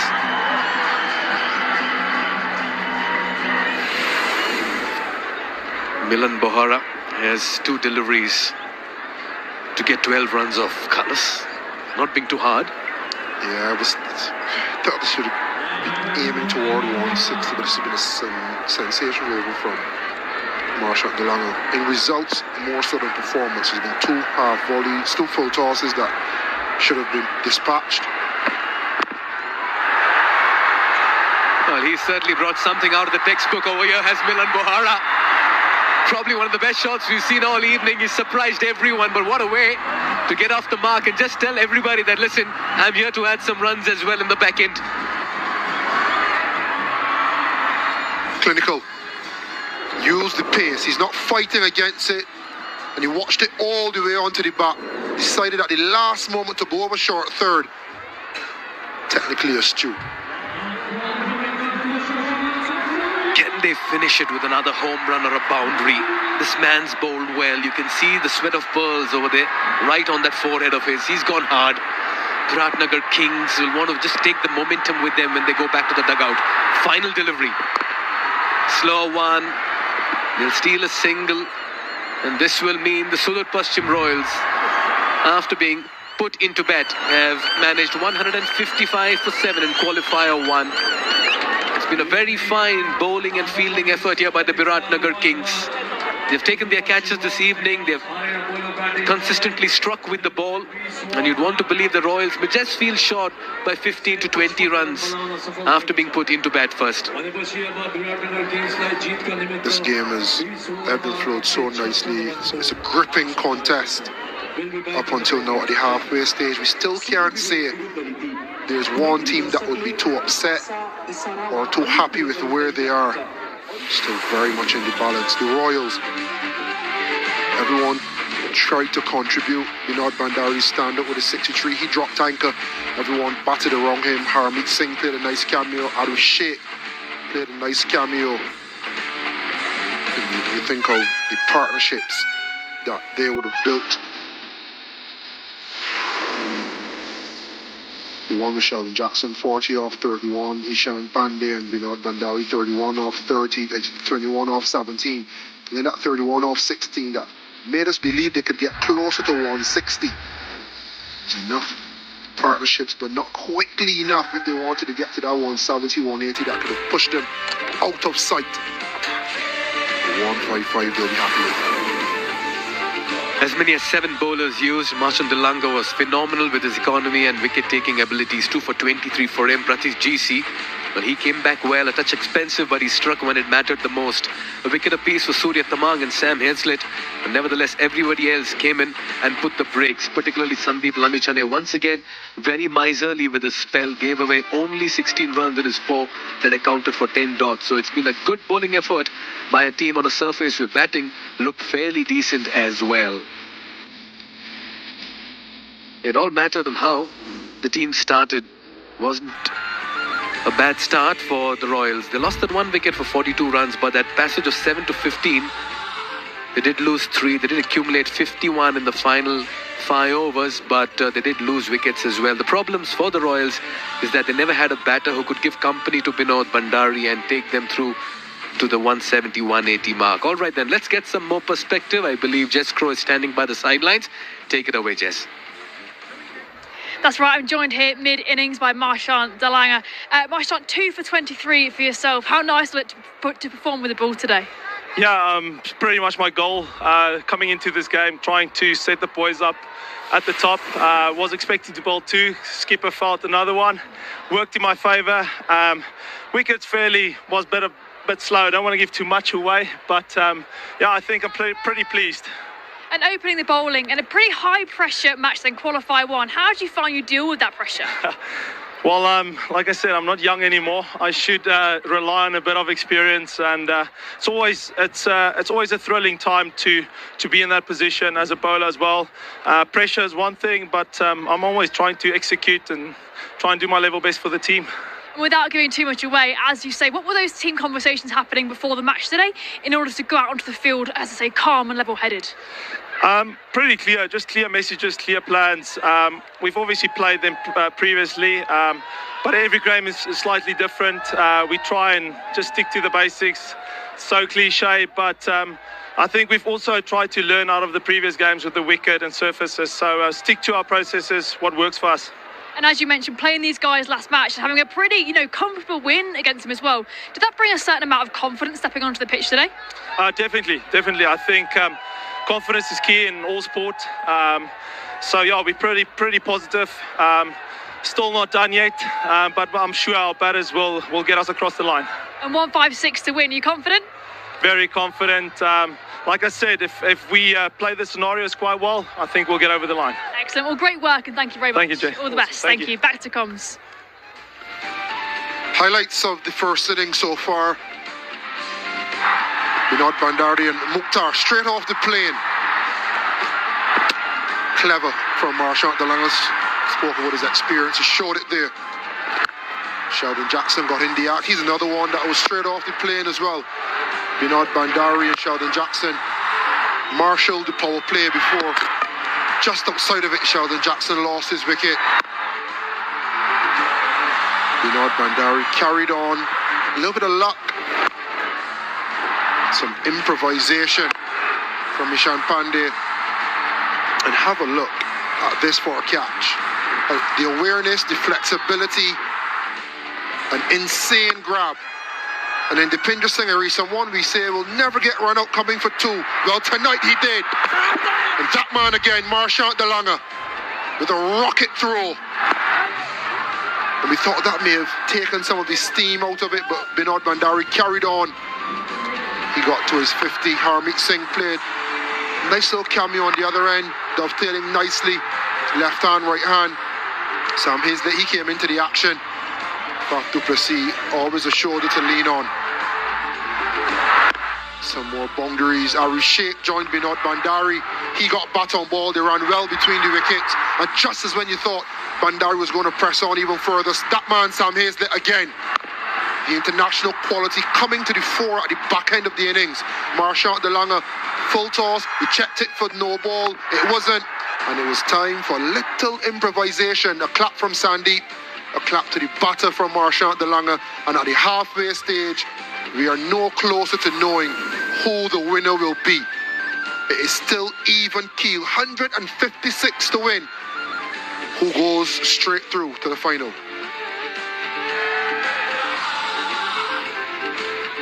We'll have that answer for you on the other side. We'll go to a break now. We'll see you in a bit.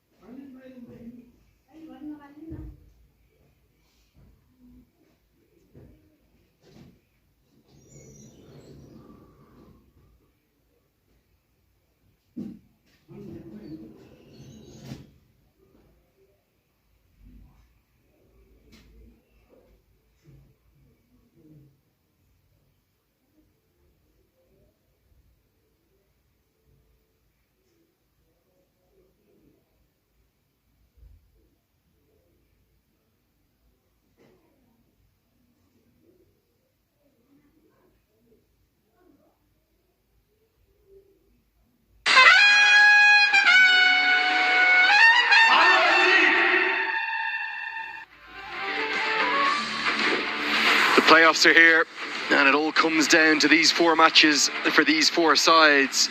2 of them have 2 chances of getting to the grand final. And in about 2 hours' time from now, we're going to know exactly as to whether it will be the Royals or the Kings there on December 13th. Fascinating first innings that was full of some wonderful fielding, particularly Naren Bhatta, Sam Heazlett, and the most brilliant run out from Marchant de Lange as well. But Binod Bandari continued along his merry way. He's having an excellent season yet again in yellow, and good cameos from Arif Sheikh and Harmeet Singh have driven that total up to 155 for 7. Is it 10 short? Good look at the best of Binod Bandari's 50. Got Fazal Khalil alongside me. Faz, he's just played well all season, hasn't he? He's done what he does at his tempo, and he's done it very well. Well, absolutely. He did play very well. 63 or 52 on a difficult surface. You know, they were short of a couple of players, but he came to the party when it mattered the most. But unfortunately, didn't get the kind of support that they needed. Yes, I'm completely with you, Andrew, when you say they are about 5 or 10 runs short. I thought 160 or 165 would be par. But how well have they bowled? Marchant de Lange, we've seen him bowl completely throughout the tournament, consistently throughout the tournament. 2 wickets for 23 for him, 2 for 31 for Pratish GC. He's picked up wickets when it's mattered, but Sandeep Lamichhane, the unsung hero there, 4 overs for just 16 runs at a very crucial time of the innings, just put paid to whatever hopes that the Royals harbored. Well, now when the Biratnagar Kings come out to bat, they need 156 for 20 overs, from 20 overs, and the kind of batting lineup that they have up front, it shouldn't be too much of a problem for them. They need to just play very smart cricket. Yeah, I think I'd agree with your synopsis on the whole there, Faz. I think it's advantage to the chasing side for a couple of reasons. There are going to be a few scars for the Royals after the dominance of du Plessis and Heazlett and Guptill, and then the finishing touches from Pratish GC the other day. I know it was a very different kind of occasion, and the Royals in essence had nothing to play for that day, and they had many changes, 5 for this evening.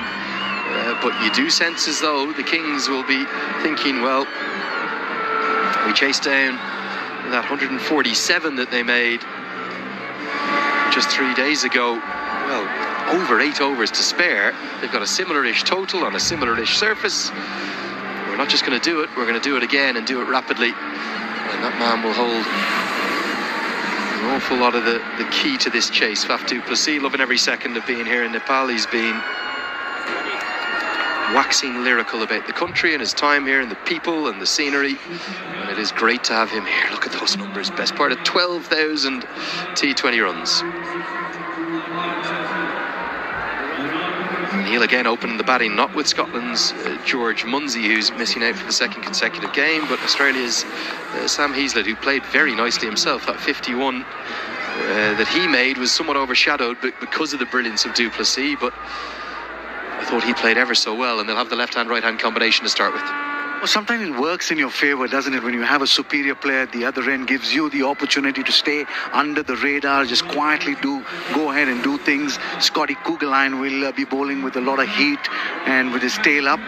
Very interestingly, I've seen his father play, Andrew, at Bangalore. I remember walking into the stadium and I saw Richard Hadley on the verge of history. 373 wickets is what he needed, and I walked in and saw Arun Lal caught by Kugelheim of the bowling of Sir Richard Hadley. How's that for memory? Chris Kugelheim, you talk about connections. He was an overseas pro at my club in Dublin for 2 years. I know his dad very well. Legend of Pembroke Cricket Club in Dublin. Here we go, we're all set. The big difference for the Royals bowling attack, they didn't have Kugelheim the other night. They do have him today. And he is going to fire up. Can he strike early? The Royals need him to. He may well have struck from the very first ball. Oh, yes! Tapendra Singh with the catch, Kugelheim with the dismissal. What an extraordinary stroke from the first delivery. Talk about playing the occasion and not the game. Heazlett's gone for a golden duck. What a great game, what a great leveler this is. High on the bat, on the splice of the bat, the very first delivery. And who is it but that man, Dipendra Singh Irie and Scotty Kugelheim. There was space, there was bounce. Hit him high on the bat, gone for a golden duck. The Kings now are none for one.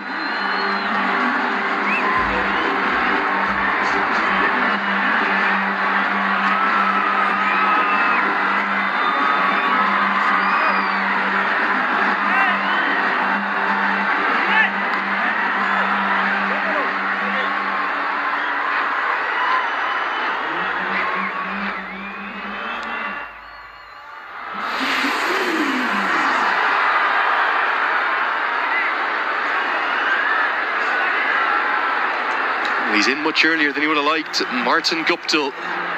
What a roar that wicket was greeted with by the Sudurpaschim faithful. They rested Kugalayan for that final group game.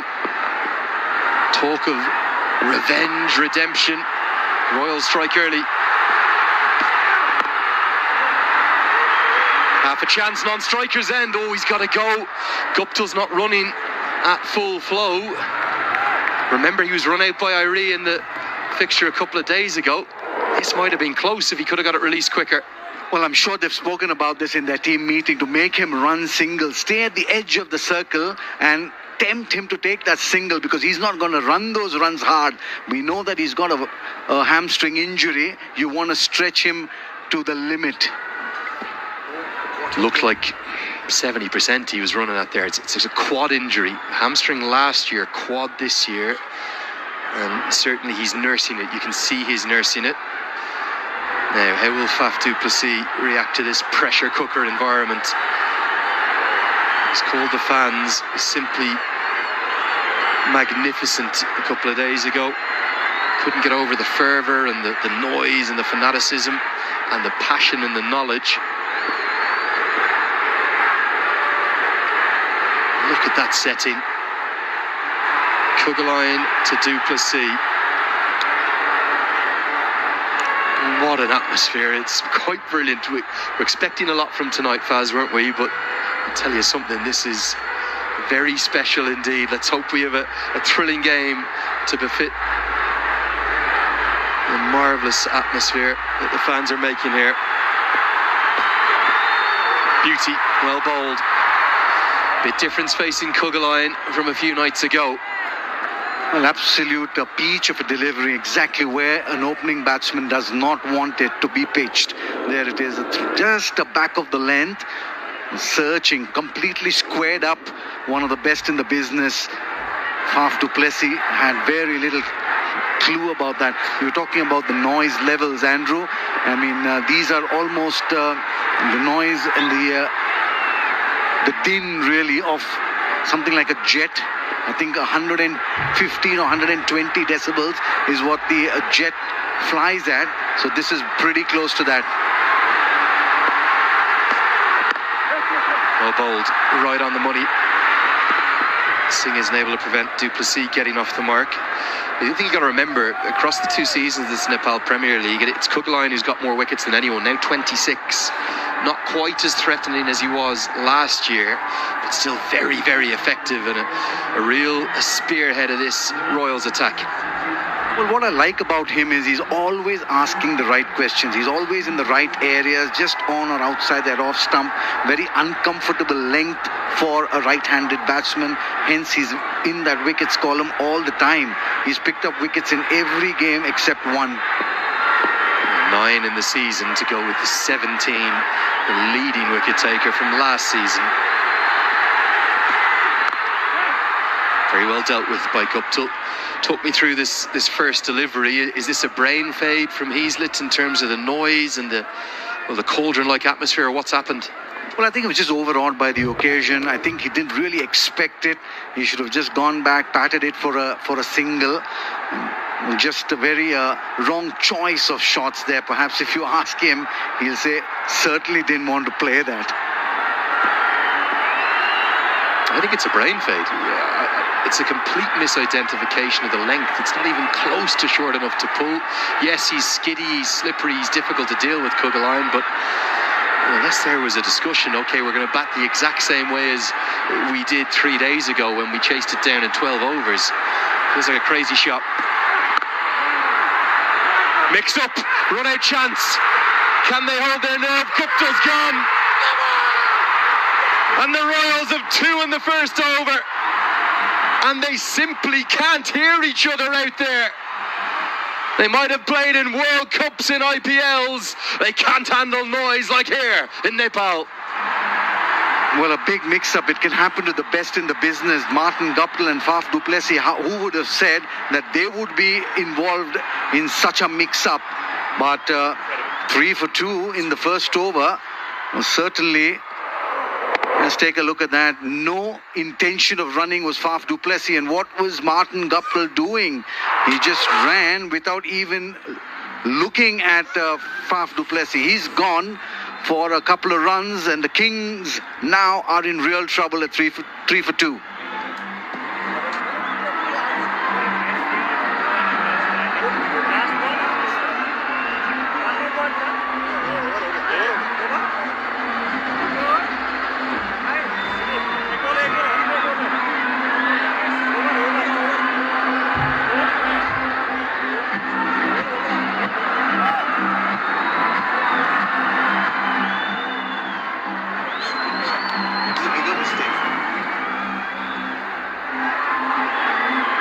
Possibly the most extraordinary first over, certainly of the season, maybe in the history of the Nepal Premier League.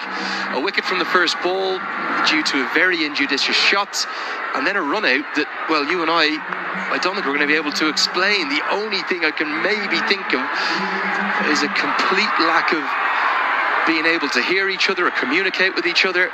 Guptill set off like he was just cantering a single. Du Plessis hardly even moved, and Guptill it was who was never getting back. Credit to Isham Pandey, who held his nerve well. And somehow the Royals are right on top as Harmeet Singh will open the bowling.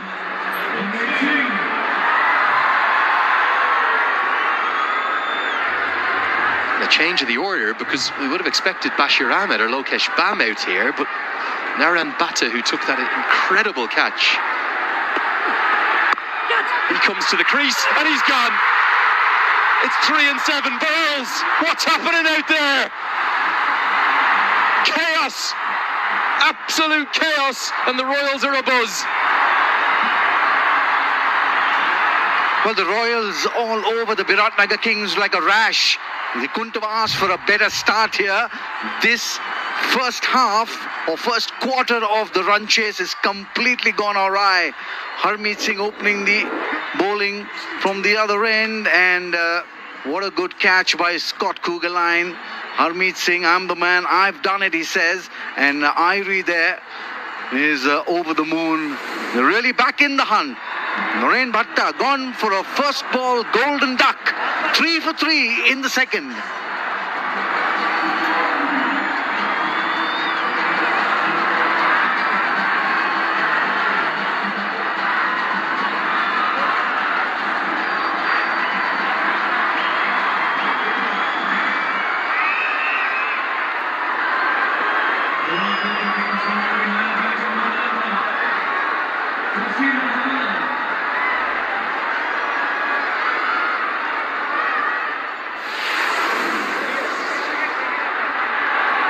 Bashir Ahmed to the crease at number 5. We expected him up the order from there. Lokesh Bam is still being held back. The most extraordinary start I can remember in Nepal Premier League history. Chaos reigning right now at the TU. Big appeal, but it's hit him outside the line. Good umpiring. Oh, what a sensational game we've had. It's Qualifier 1.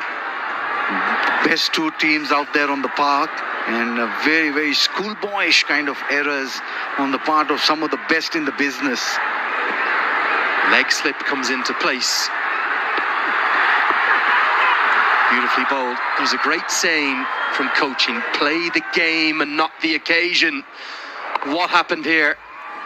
Well, there it is. Straight away, Faf du Plessis says no. I think he didn't hear it in the crowd. He didn't look at the man. Neither did he look at the fielder. He just put his head down and just continued running. And hence, a very, very unfortunate dismissal for the Biratnagar Kings. They've lost one of their best players.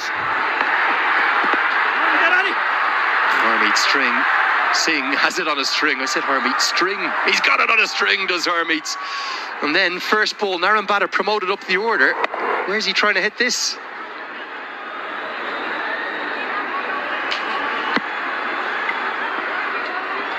I don't know.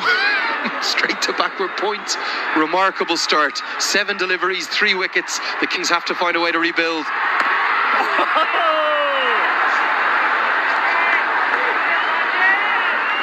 Well, if you see, the mistake that he's made is very, very elementary. When you're looking to cut the ball, it's always a shot that you hit from top to bottom. Here he's hitting the ball deliberately in the air. Take a look at that. He goes underneath that, so it has to go in the air. So that is a real technical problem there that Naren Bhatta faced. He swung away, just breaking the shackles. Will get the boundary.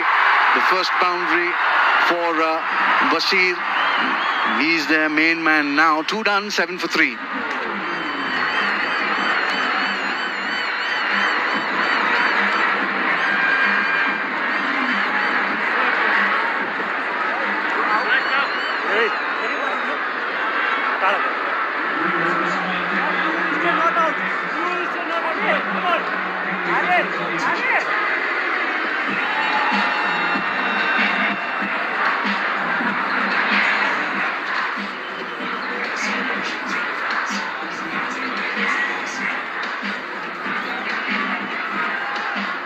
Incredible start to this chase. They certainly have the quality to come back into this. Du Plessis, of course, has all that experience around the world. Bashir Ahmed, what a great stage for him to again show why he's the kind of gritty cricketer that the national side needs. Lokesh Bam, Pratish GC, Ryan Joshi to come. Extension of the arms from Du Plessis, has width on offer, pounces on that width and gets 4 back-to-back boundaries across the 2 overs. Well, that's meat and drink for someone of the class of Faf du Plessis. You pitch there, you're going to pay for it. You're in trouble straight away. You gave him the width to free his arms. The length was not great. The line was fine. He needs to come closer to that off stump, and he needs to keep it in those nice hard lengths. Push him on the back foot. I know you don't get much movement from the modern white balls, particularly with the dew under the floodlights. I would like to see the slip still in though. You couldn't have thought of a better start. I know you just conceded 2 boundaries, but you get Du Plessis here in the power play, you might get the game with it. Go for the kill, Dipender Singh Airi. Keep attacking. Well, I completely agree with you, Andrew. You need to get Faf du Plessis out, and if you look at him, he's a little fidgety out there. You can see a nervous energy around him. He's lost 3 big guns. They're back in the hut. He was a part of the run out, so he's going to feel a little nervous out there. So a little nervous poke outside that off stump. You don't want it. You don't want that edge to go up begging. Dream start for the Royals, but still plenty of time for the Kings to come back.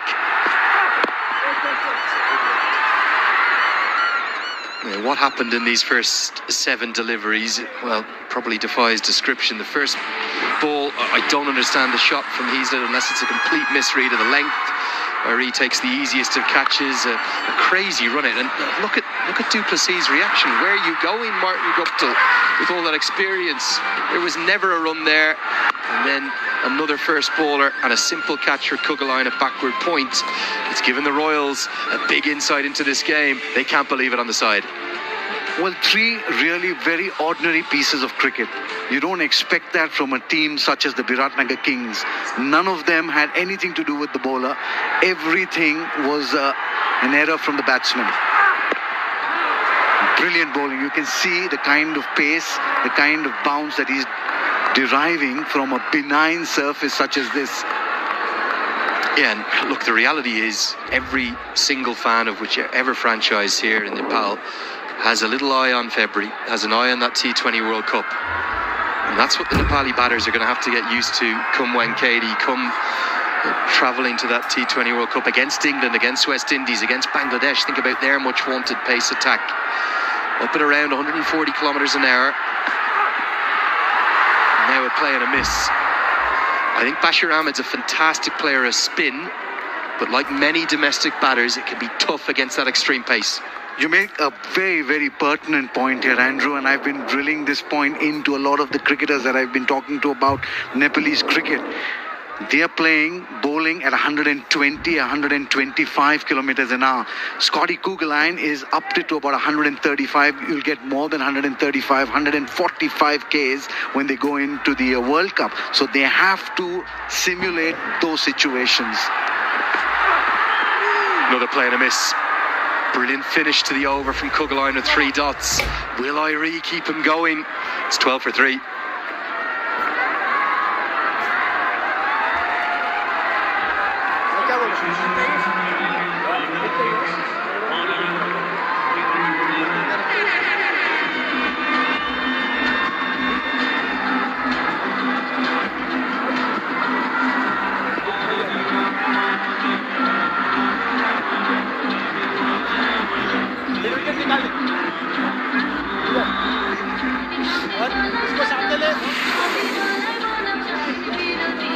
Well, maybe just a half a moment to reflect in the midst of this great battle between two fantastic sides, the best two in the tournament in the group stages this season, as to the achievement of completing this stadium, getting these floodlights done at the 11th hour, just in time. We had some discussions of that lovely evening with Carlos Brathwaite last night, and the development across a year into this second season of the Siddhartha Bank Nepal Premier League has been phenomenal. We now have the grandest of stages for just wide of Harmeet Singh. That's the last thing they could have afforded as Irie sprints in and overruns it. But we have the grandest of stages, don't we, now, for the domestic game here in Nepal, and let's hope we get a thrilling 4 games to round out a great season. 18 wickets in his 13th game, 5.6 is the economy. This is spread over 2 seasons. Rasmus, 12 innings and 14 wickets. How well did he bowl throughout the season this year? I didn't get the chance to see him last year, but he's bowled brilliantly. Real utility cricketer in your team. I did hear a little rumour the Gorkhas might be trying to get him back for tomorrow from the ILT 20. I'm not sure it's true, but you never know. Yeah, the only reason Lamachani's not at the top of that list, which he is for this season, is he was a bit more expensive last year. But I actually thought the Royals played him well tonight. I know he bowled beautifully, 4 overs, none for 16, but tactically they got that right. And that's why they have 155 on the board.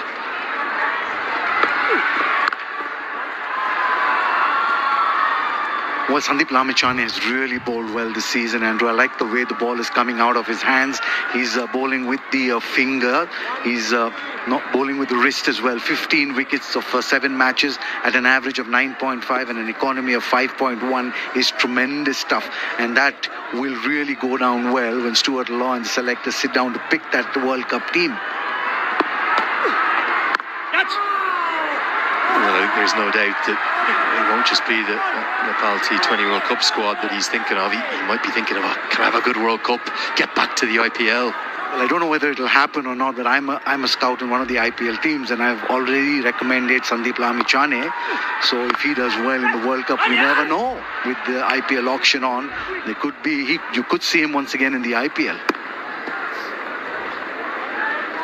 He's had a great season. He's been outstanding.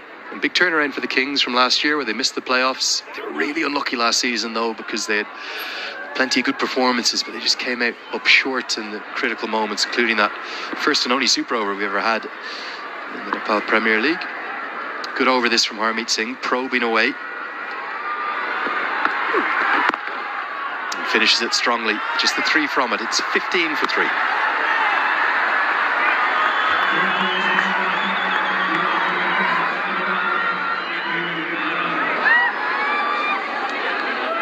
I request all dear spectators to please put your mobile flashlight on. Please.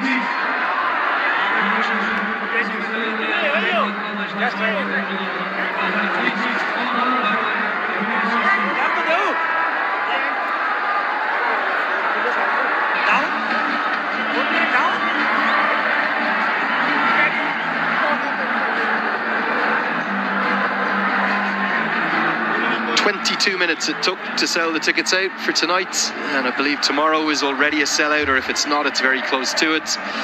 Kelty apps where you can get those tickets, and if not, enjoy every ball of it with us live around the world on Star Sports, on Kantapur TV Max HD here in Nepal.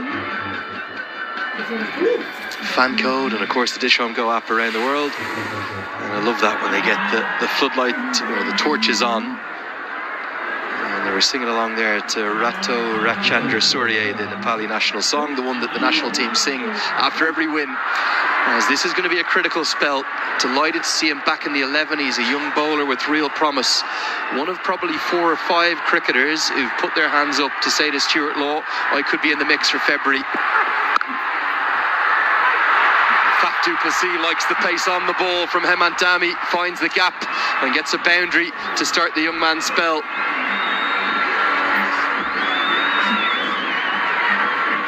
Well, I think a little error on the part of Dipendra Singh Air here. You don't want to let Faf du Plessis get set here.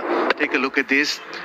Faf du Plessis off the back foot, just easing it past point for that NCL Super 4. I think you need to bring on a spinner here. Just try to get Faf du Plessis out of the pitch. The slowness of the pitch, frustrate him a little bit. This way, he'll be enjoying himself. Protection's just gone out. How good was Faf 3 days ago? It was just vintage, almost trademark du Plessis. Well, it was a completely different surface. It was in the afternoon, but he really played well. Once again, we see pace on the ball is what he enjoyed. And once he was set, he just carved the spinners to all parts of the ground. He just laid into them, didn't he? There was no turn on offer. He got that brilliant 50, and he's looking to get one more this evening to take the Biratnagar Kings straight into that finals on the 13th of December.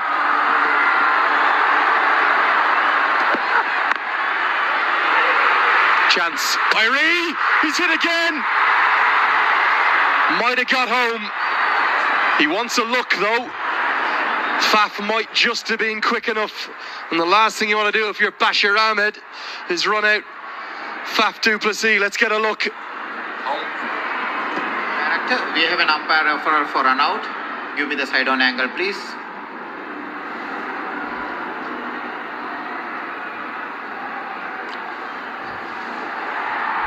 Take it backward. I need to see whether bat is grounded.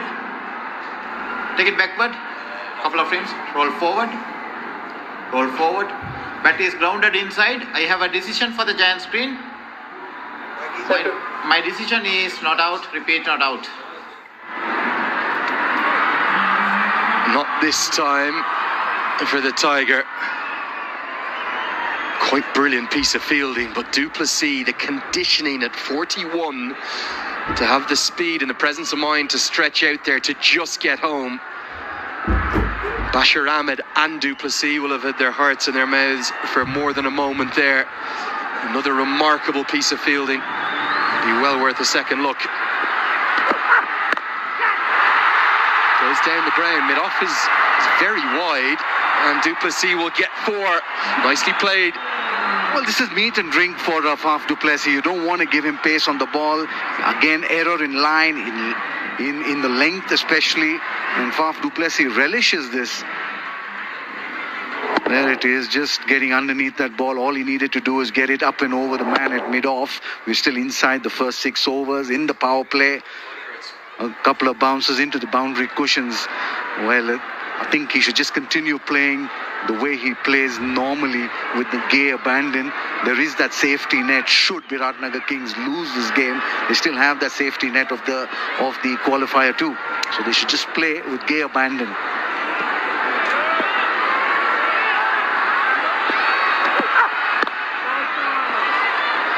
Know the immediate call.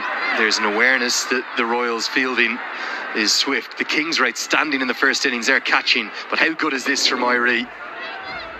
Well, certainly really good, but how good is it from Faf du Plessis? At 41, he's beaten a 20-something throw. He thought he had his man, But not only is Faf du Plessis quick between wickets, he's also a good judge of the single. Yeah, it was his backing up that enabled him to get home.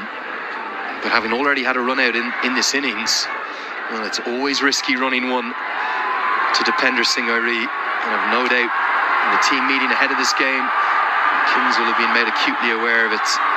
Du Plessis, that man, the captain, the leader, the legend that he is, he holds the key to this chase. Good leg cutter. Great change up from the young bowler, Hemant Dami. It's 25 for 3.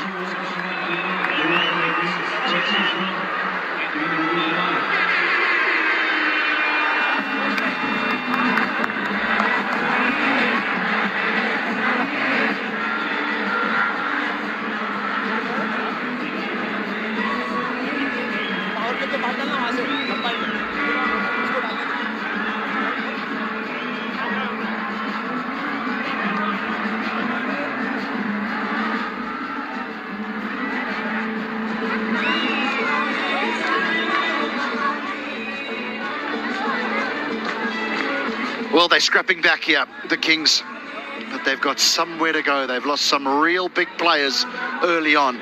Heaslet without scoring, Guptill run out for 2, Butter without scoring, and now Avinash Bahara is introduced into the attack. Carlos, we said they were top heavy. Now the middle order need to come to the party. The Royals at the halfway stage would have said we need at least 2 of the big 3. They've done that. They've added a 3rd for good measure. This is important partnership. Faf du Plessis with the experience. Bashir with a little bit of previous in this tournament already, bringing the game home from nowhere. Avinash Bahara, 7 games, 14 wickets. Good return. Oh yes, how good is that?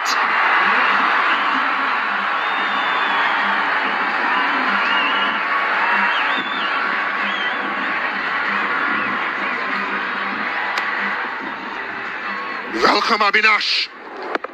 Shuffle down the track, free flow of the hands, all along the ground. Lots to love about that shot. The crowd has gone absolutely crazy again. You can't take your eyes off it. From the first innings, very first ball. The keeper up to the stump now as a reaction to the use of the feet.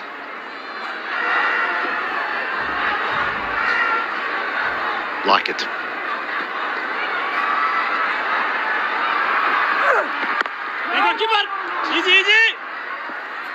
And we've seen teams go wide at Bashir Ahmad.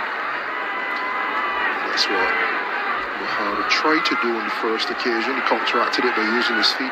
But they've employed the 3rd deep on the boundary, so I can expect to see him continue to go wide, just with the extra protection in case it nicks when he keep up the stump.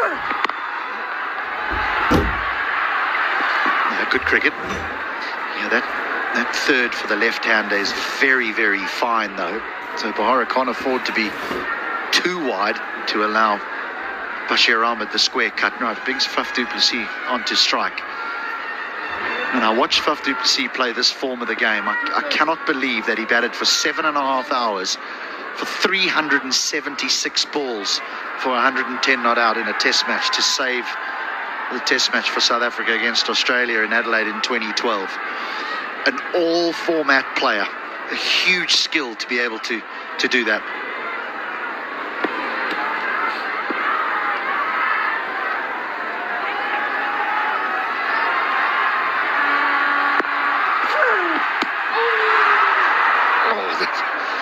How close?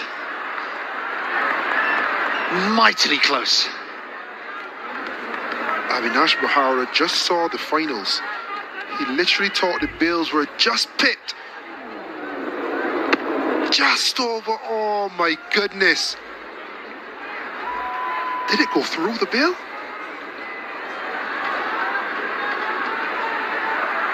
Keeper, batter, bowler, everyone. Hands on head.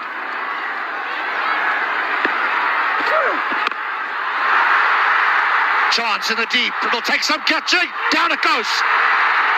Down it goes. The man that everyone expects to hold on lets one go awry. Disappointing. So disappointing. This is not an easy catch. We need to make that clear. This is not an easy catch. But if you are Dipendra Singh Airi, if you are any Nepalese cricketer fan, is one man you want underneath that ball, and it is Dipendra Singh Airi. Avinash Bahara thought he was gone for all money.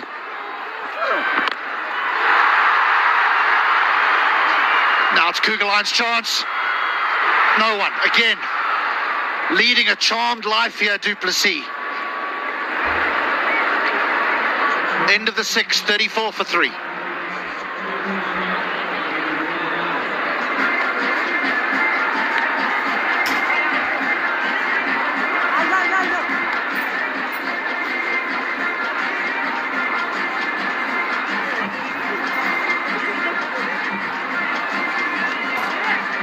That's all okay. Just having a little look at the feet of Kugeline there to see if maybe he stomped on the boundary Toblerones, but that's all okay.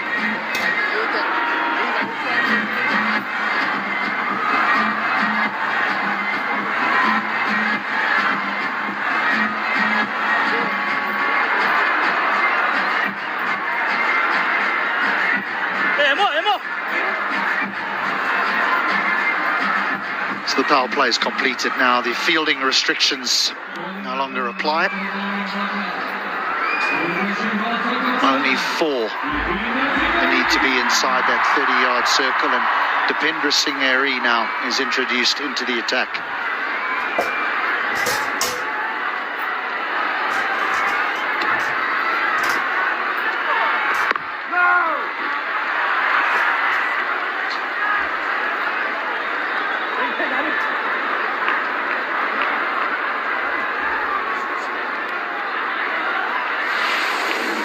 Du Plessis at the non-striker's end, and I'm pretty sure he'll be wanting to be at the striker's end here to face the off-spinner.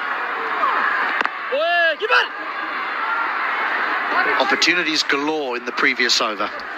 This partnership needs to be broken. Faf du Plessis is the man you want. He thought he had top of off. Then it was in the air. Dipendra Singh Airi under it. Nepal down. Then the last ball, shimmy.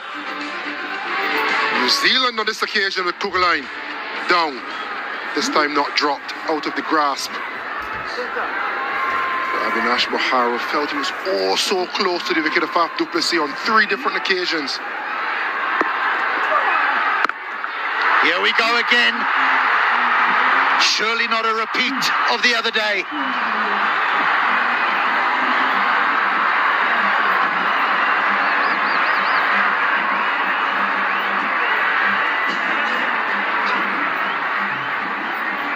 Faf du Plessis, an absolute juggernaut. Picking up where he left off a few days ago. He targeted Dipendra Singh Airi. Dipendra Singh Airi dropped him last over, feels the brunt of the blade this over. Just be a single. That's a skill in itself, isn't it, as a bowler, is to have a delivery that can get the batter you don't want on strike off strike. So many times you speak about dot balls, but sometimes a single ball is more important than a dot ball. You get Faf du Plessis off strike and you try to get the last 2 deliveries in at Bashir Ahmed. Has it been taken? Dipendra Singh Airi says it's carried. Bashir Ahmed is not waiting. That is a good catch. What if one of those catches were taken? But we spoke about him getting Faf off strike, bowling at the left-hander, creating the chance and taking it. That is the standard we're accustomed to from Dipendra Singh Airi. And the Royals have struck again, 4 down. Bashir Ahmed gone for 12, 42 for 4.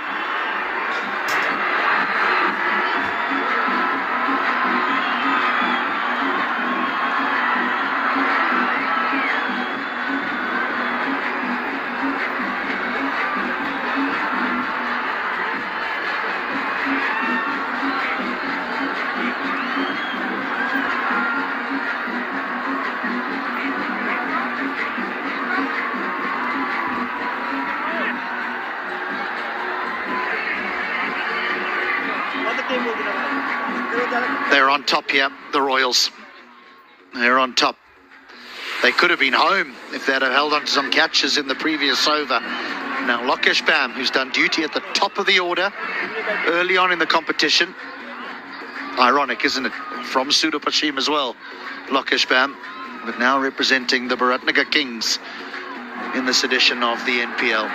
Is this their last hope here? I know that Pradesh GC and Marchand Delanga have contributed earlier in the competition with some big hitting, but there's a long way to go here. Duplessis needs some support. Is he going to get it from Bam?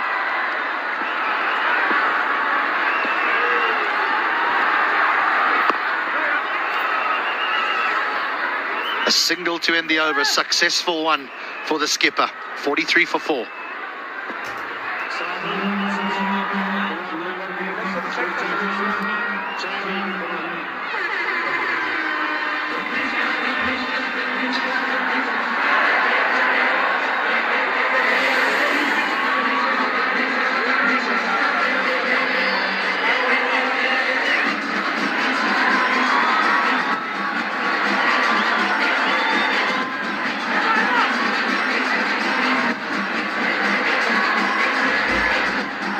Seven overs gone here, 43 for 4. Hard to believe that this is the same team, the Kings, who absolutely destroyed the Royals a couple of days ago.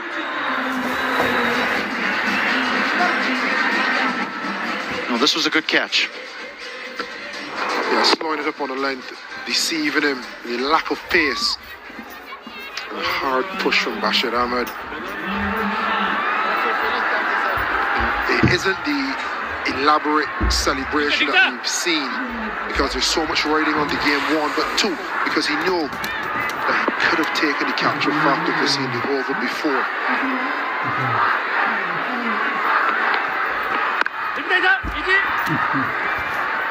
More left arm spin here, Milan Pahara. Well, they did manage to get Duplessis out in the previous match. Avinash Pahara, pace off. And it's been pace-off that's led to those opportunities as well. One going over the bails, the other one a drop catch.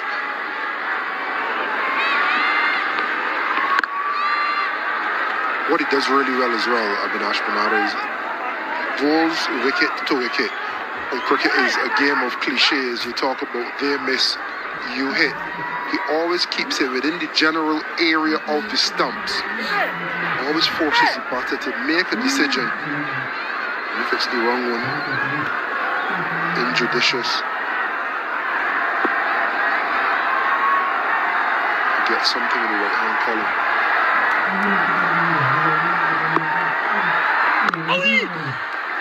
Right, so the Royals are desperate for a fifth wicket. So let's go downstairs and join Jess Crow. I'm joined here by Dhruv Parashar. Dhruv, 4 wickets taken by the Royals so far. An excellent start. How's it going out there? Yeah, but I think it's obviously a very crucial match, and we've gotten to a really good start.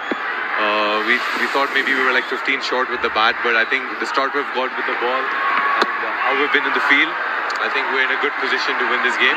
Obviously, it's T20 cricket, anything can happen, but I think we're in the driver's seat at the moment.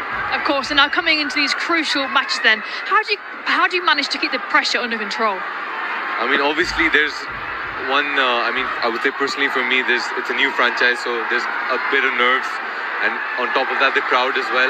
I mean, the crowd, it's still fine, I'm not used to it, but it's always, you're trying your best when you're playing for a new franchise because not everyone knows your game, so you're always trying to prove yourself. And you've been the most successful team in the comp overall by far. What's been the driving factor to that success, do you think? I think we've gelled really, really well as a unit from the first game onwards, and I think that's very important because it's a short competition and we don't have much time. It's, I think, only a 30-day competition. I think whichever team gels first and gels better would obviously be a successful team, and I think we've done that really well. It's obviously led by the management and the senior players in our team, so kudos to them. Excellent. Well, great work. Thank you very much. All the best to you and the team. Thank you so much. Thank you. Back to comms. Wicketless Jess Crow, 8 gone, 49 for 4.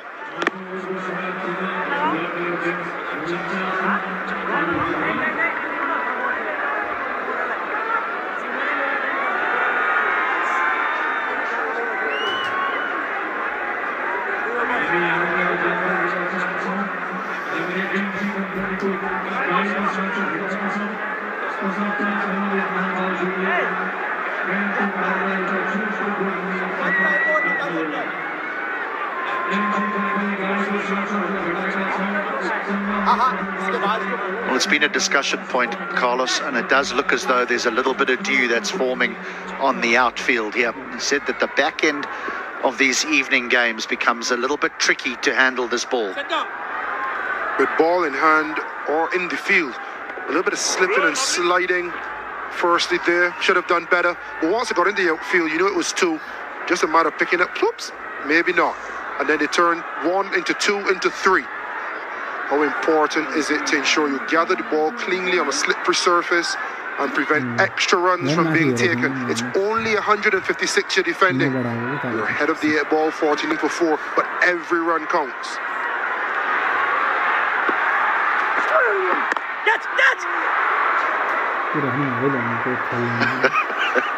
Oh, well, he's playing in a manner where you can't help thinking he's going to be there at the back end because it's going his way at the moment. This is the epitome of riding your luck.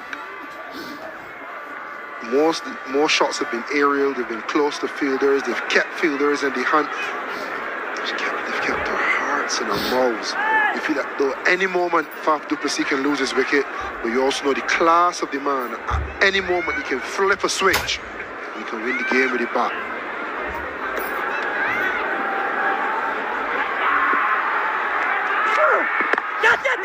Chance taken, easy as you like. It's just holding a little bit in the surface. Batting's not easy. Bahara's done it again.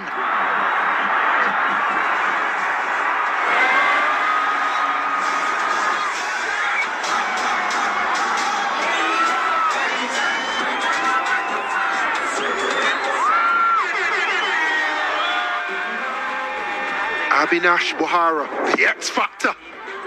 Once again, another shot with the hand coming off the bat. Deceived by lack of pace and embraced by his skipper. The Royals sense the finals.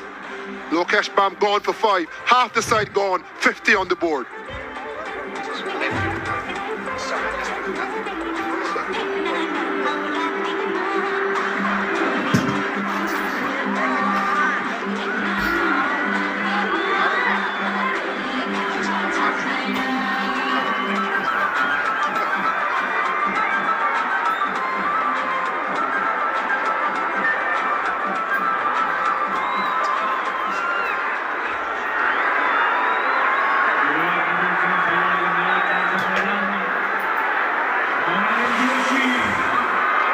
Joshi returns to the starting lineup for this all-important game.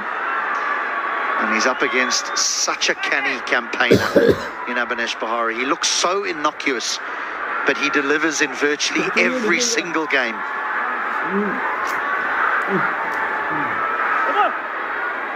Little change in the field as Kugelan's brought up from deep mid-wicket to save one, and fine leg is pushed back on the boundary and pretty square.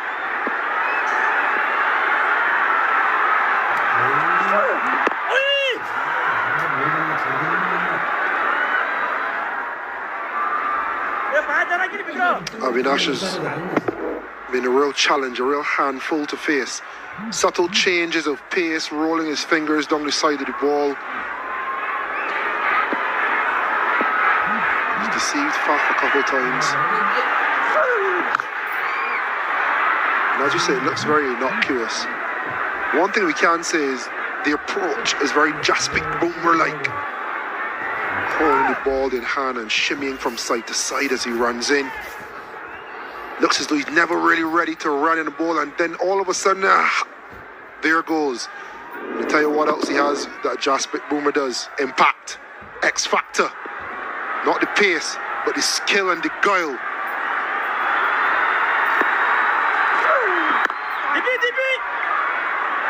He's only got 1, but it feels as though he's got 3. There's been so many chances in the outer off the bowling of Bahara.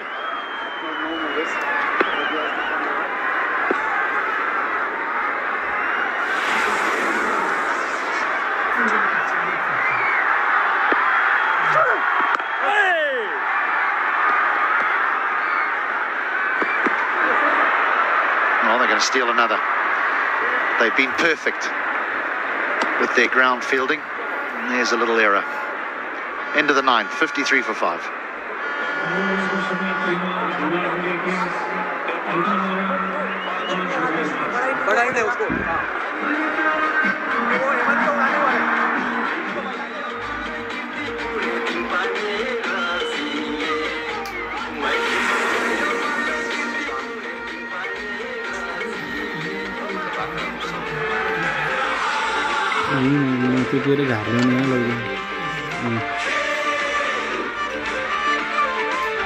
Our Aga Country Cement Golden Cap leaderboard, which showcases the tournament's leading wicket takers, and he's right up there now, Bahara, level with Sandeep Lamachani, who went wicketless this evening. They thought that they would just look after him, played him well.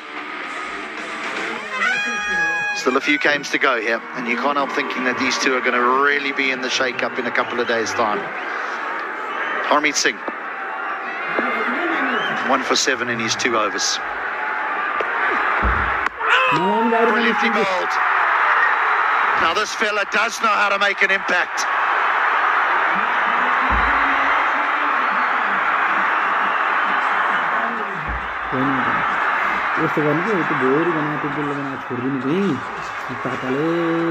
Instant impact.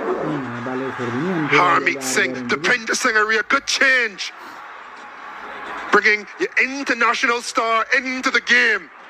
Looking for a wicket, looking to finish things quickly. Naran Joshi gone for 1. A spot of bother, a real spot of bother the Kings, 53 for 6. And it's time for the expert strategic timeout.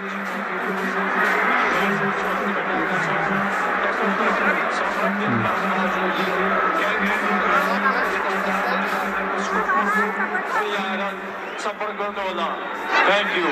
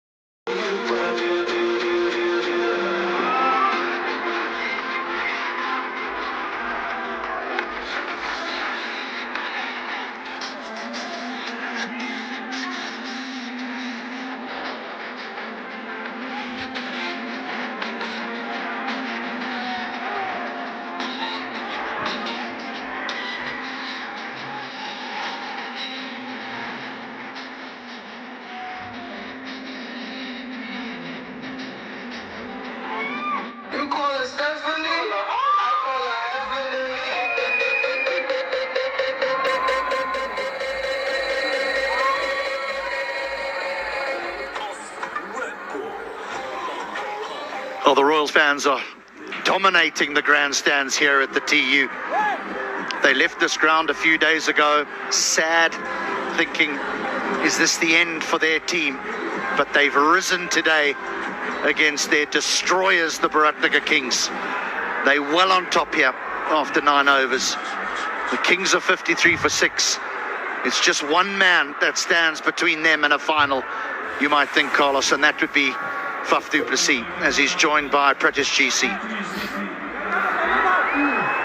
And they would think that he can stay at the other end. You only need 10 wickets, not 11. If they can get 10, 10 from the other end, they'd be happy for Heath for staying. But he is the difference. And I just wonder if the Kings could have been a little bit more proactive before Lokesh Bam, before Naran, Joshi. Could you have sent to Lamichani? Could you have sent to Marchand Delanga to take some pressure off Faf? Most of the wickets that we've seen falling recently fall to defensive shots. So we know the standard plan of action would be rotate the strike, give Faf the strike, but it puts batters in a defensive mindset. You send Marchand Delanga or Sandeep Lamichhane or Pratish GC with a strike rate of 167, hit a couple boundaries, a couple sixes, all of a sudden the required run rate comes down to 8s. You put yourself back in the zone. Is it an opportunity missed? Well, that required rate is up at 9.5. This is the contest. Du Plessis versus Harmeet.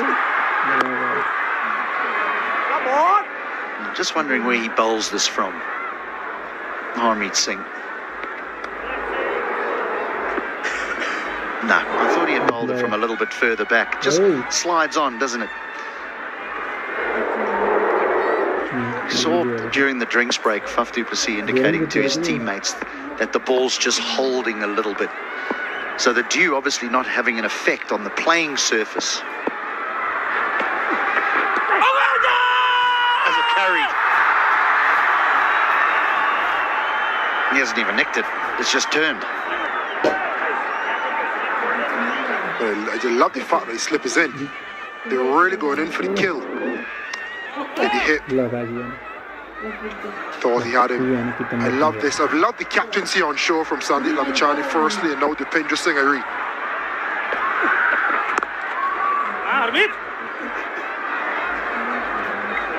With the delivery remaining here from Harmeet, you can't think that Du Plessis will take too many risks. He'll want to get to the other side, and then as soon as during the break, deep conversation, Du Plessis letting them all know this is what's happening.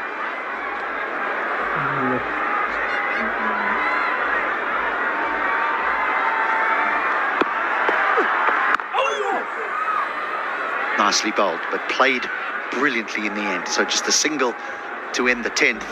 They're still in it while he's at the crease. 57 for 6.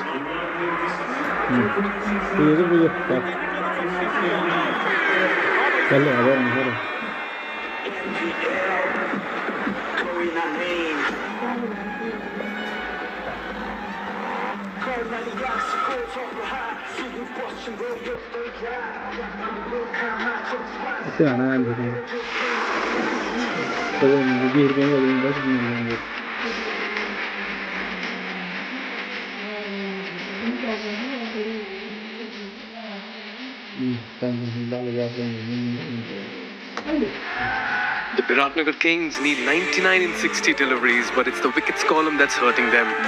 And at the moment it looks like it's Sudurpaschim Royals versus Faf du Plessis and not the Biratnagar Kings. One man standing in the way of the boys in yellow who've been on top of things right from the start. Harmeet 2 wickets for him, and all of a sudden that target of 150 plus looks so uphill and daunting. Great scenes here, great support. Very good evening, Fazal Khalil. Very good evening, Mikhail. Very good evening to everyone watching this broadcast. At a very interesting phase of the game, you've mentioned rightly, it's that one man, Faf du Plessis, standing between victory and a place in the finals for the Sudurpaschim Royals. What a great level of cricket is, isn't it, Mikhail? Just the other evening, they were completely outplayed, completely annihilated by the Biratnagar Kings, the Sudurpaschim Royals, and suddenly the new day, new pitch, Qualifier 1, pressure completely on, and now we see the men in yellow really with their tails up and looking with 1 foot already in that final. But stranger things have happened in the game. Faf du Plessis out there in the middle. Can he make the difference for the Biratnagar Kings? Quite impressed by him and Dhami. Watch out for a slow one, the leg cutter. Very deceptive. Yeah, talk about that leg cutter. Just rolls his fingers on that seam. So beautifully disguises it. Foxed even Pratish GC, who himself employs these kind of tricks. Well, you do need flashes of brilliance when you want to get somebody like Faf du Plessis out. But just take a look at this. The best fielder in the country was underneath this a little while earlier. Dipendra Singh Airi, by his standards, that's an absolute sitter. And he will be really ruining this should the Biratnagar Kings win the game. A big moment in the game that was. Yeah, rare blip there for Dipendra Singh Airi, but could always trust him to just get into the redemption act as well. Never misses the stumps with direct hits, but he's dropped a couple in this tournament, especially the one that's been going away from him. Well, it's always difficult under the lights. You're running back, looking over your shoulder. It's not easy, but the kind of levels that Dipendra Singh Airi sets for himself, that's the reason why I say that was a relatively easy catch. Great stuff behind the stumps there by Binod Bhandari. Once again, the slower leg cutter. Didn't pick it up here. Faf du Plessis. Well, really good bowling this. We know that he will bowl the one that comes in, but look at the variety that he has. The back of the hand, slower delivery, just went like a leg spinner. Not a real fan of the wicketkeeper standing up to the stumps because Faf du Plessis is not using his feet, Mikhail. You don't want the edge to go begging. And I'm sure the wicketkeeper is really confident of himself. And I think the bowler wants him up so that Faf du Plessis can be back in his crease. Lost his shape. Great opportunity here. And it's been pouched. Sheldon Jackson with the catch. And Hemant Dhami there with the big fish. Big moment in the game. And is this the match as well? Well, they'll be really hurting now, the Biratnagar Kings. The pressure getting to an international quality player like Faf du Plessis. Just couldn't get going in this innings. Let's take a look at the bat, just turning in his hands. It didn't go where he wanted it to. The outside edge carrying to Sheldon Jackson, who's actually a wicket keeper, so he has a safe pair of hands. All he needed to do was get underneath that ball, keep his head firm, which means the end for Faf du Plessis for 36 of 29. With it, perhaps the hopes of the Biratnagar Kings. They are 59 for 7 now. Hazır. Entah ini. Ini tu call tu dah. Ini sah. Charge mahal.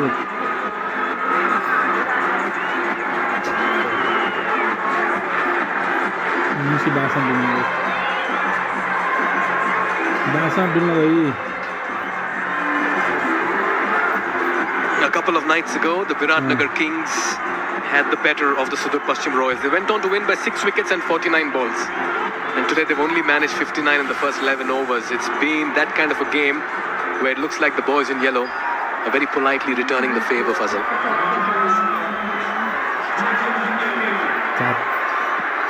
Marshan Dilanga out there in the middle. What can he do with that big bat of his? Really good end to the over this. Oh, there's going to be trouble. There's another wicket here. Wicket number 8. This for the Biratnagar Kings goes down. Pratish GC will be making that walk back. Take a look at the Sudurpaschim Royals fielders.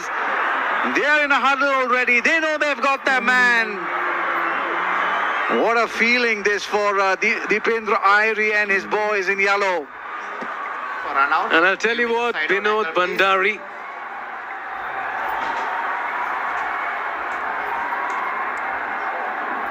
Roll forward, roll forward. Wickets are broken, batter is outside the crease. I have a decision for the giant screen. My decision is out, repeat, out.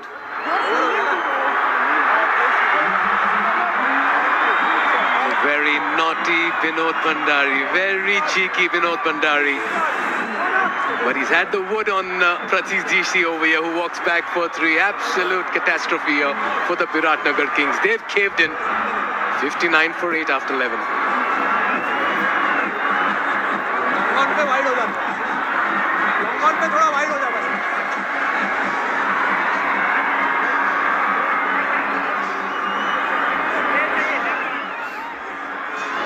Virat ने यार के डाल दिया क्या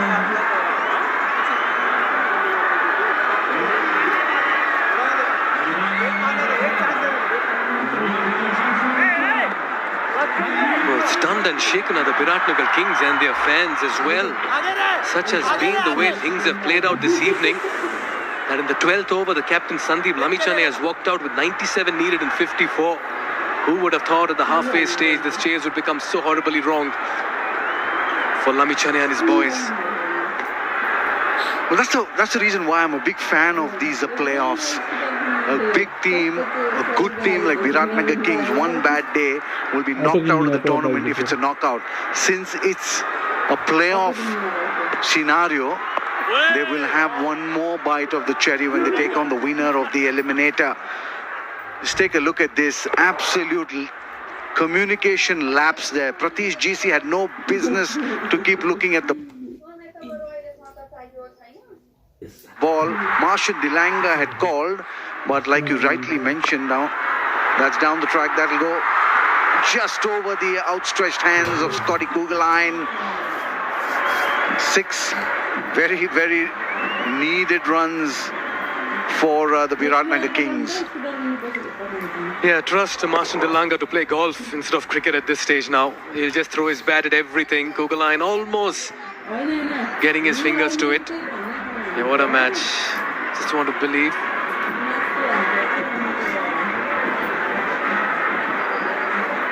That the boys in yellow are slowly but surely making it to the final as well in this contest. What a lovely little puzzle this playoff serves as. Well, it does. It does give the Biratnagar Kings another opportunity day after tomorrow. And that's so they're driving home much like we do every day. Omoda and Jeko's new J5, the real SUV with best in segment specs. It's really all electric and really beautiful. It's got all the bells, it's got all the whistles, much like the Sudurpaschim Royals do this evening.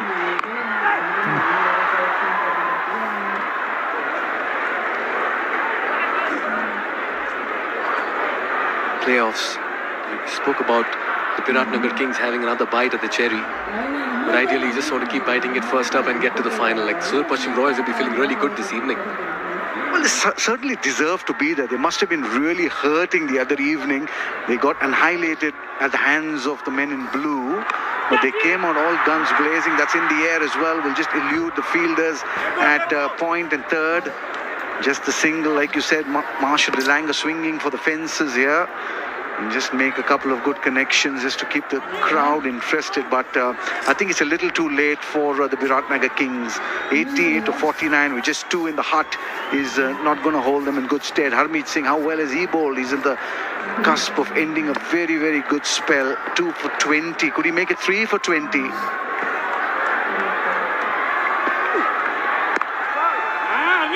Yeah, it's all just slipping away at the moment from the Biratnagar Kings. That asking rate 11, 2 wickets left, 68 for 8. 8 overs left.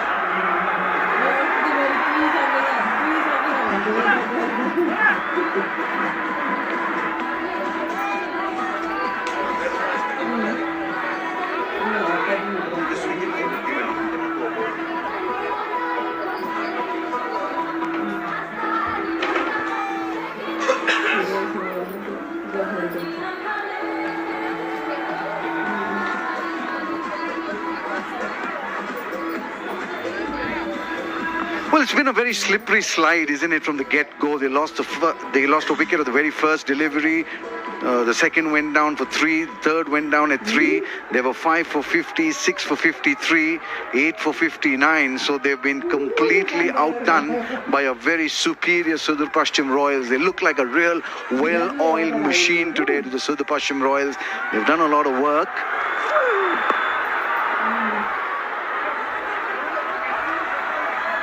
Well, just take a look at some of the wickets that have fallen, Mikhail. It was just very superior bowling by Scotty Kugelheim to start with. It was quick, it was straight, hit the splice of the bat. That was the first wicket of Hazlett. And then this run out.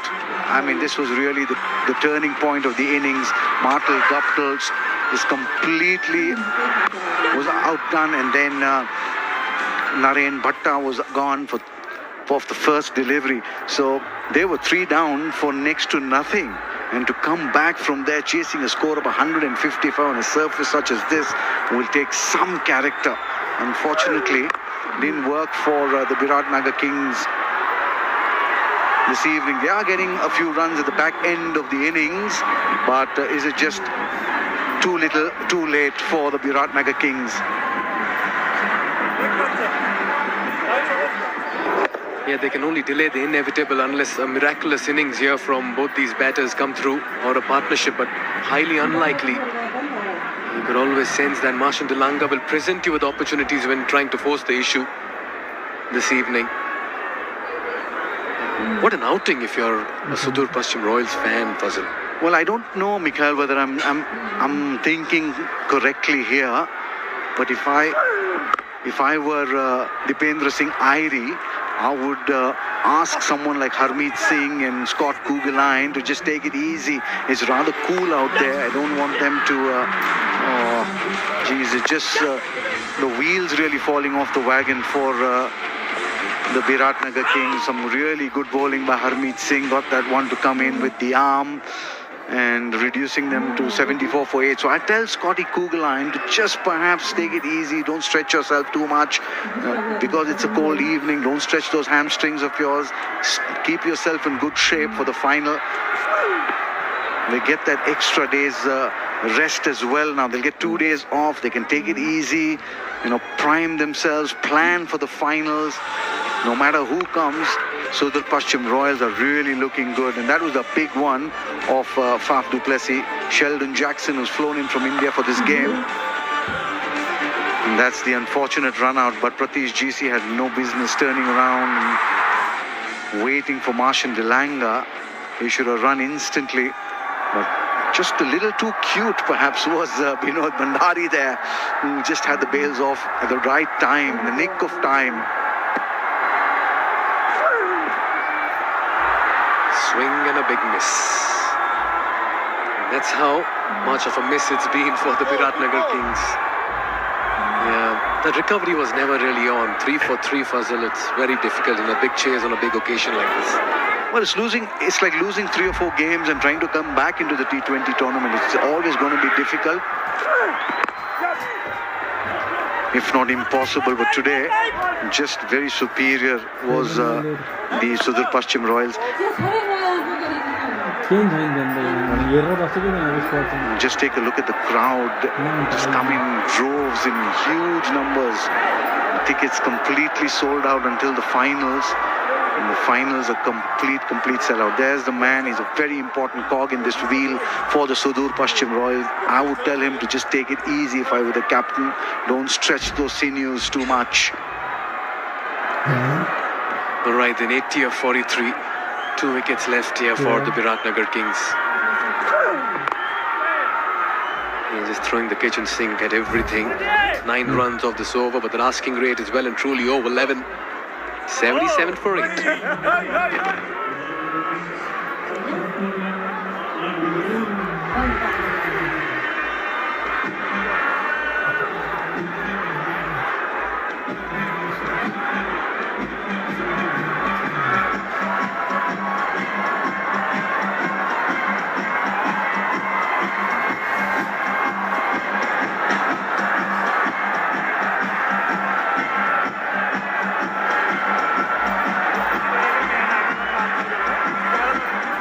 They're certainly dancing in the aisles here now. The party's begun, but they'll know that they're just one more step away. There it is.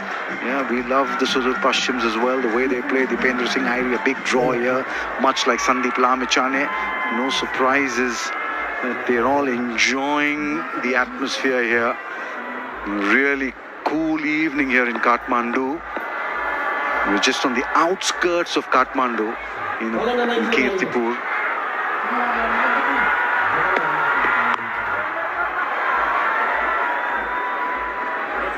Not been an easy ride for the Biratnagar Kings, but I'll tell you what, it's a good ride when you're sitting on the Bajaj Pulsar. The next gen Pulsar power, explosive, fast and unstoppable like Dipendra Singh Airi.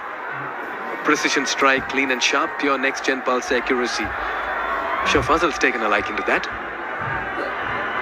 Certainly taken a liking to everything in Nepal. It's the festival of the Himalayas. And it certainly is very festive here. Atmosphere absolutely electric. Simple, straightforward, another wicket in the bag for Kugaline and the Royals. And it's almost that point of the game where they are sensing a spot in the final. Delanga departs. Well, those three faces that tell the story. And out there in the middle, trying to get it over mid-off, straight to the man, Harmeet Singh. Last nail in the coffin, perhaps, for the Biratnagar Kings, at least as far as the qualifier 1 is concerned. Martian Delanga gone for 15. The Biratnagar Kings are 78 for 9 and in total disarray.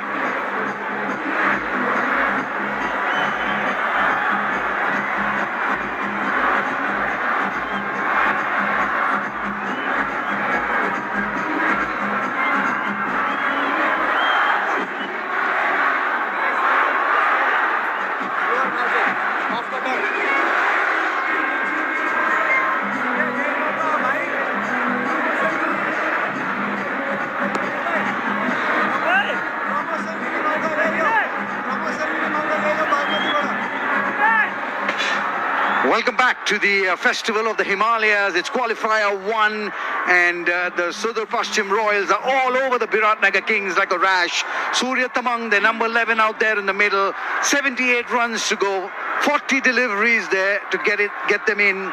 Dipendra Singh Airi there in the picture for a brief moment. Must be over the moon. The Sudurpaschim Royals versus the Biratnagar Kings. A real clash of two very big teams, and Sudurpaschim looked like the team that will get the better of this first qualifier and make it to that big final on the 13th of December. It's the Siddharth Bank Nepal Premier League Season 2. We're almost there. Scotty Kugaline with a slip in place. To Surya Tamang, the left-hander.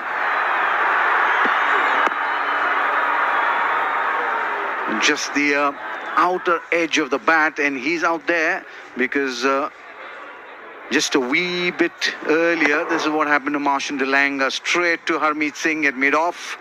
And oh, she's completely distraught. She can't believe her eyes. But just one wicket separates Sudurpaschim Royals from that spot in the finals on the 13th. And there it is, 78 of 39. I think it's probably easier to climb the Mount Everest from here than to get those 78 of 39 with one wicket in the hut. Slow delivery by Scott Kugaline. Mikhail Vaswani is eased out of the commentary box, and in walks Andrew Lennon. I insisted. I said, Mikhail, enough. Out you go, in I come.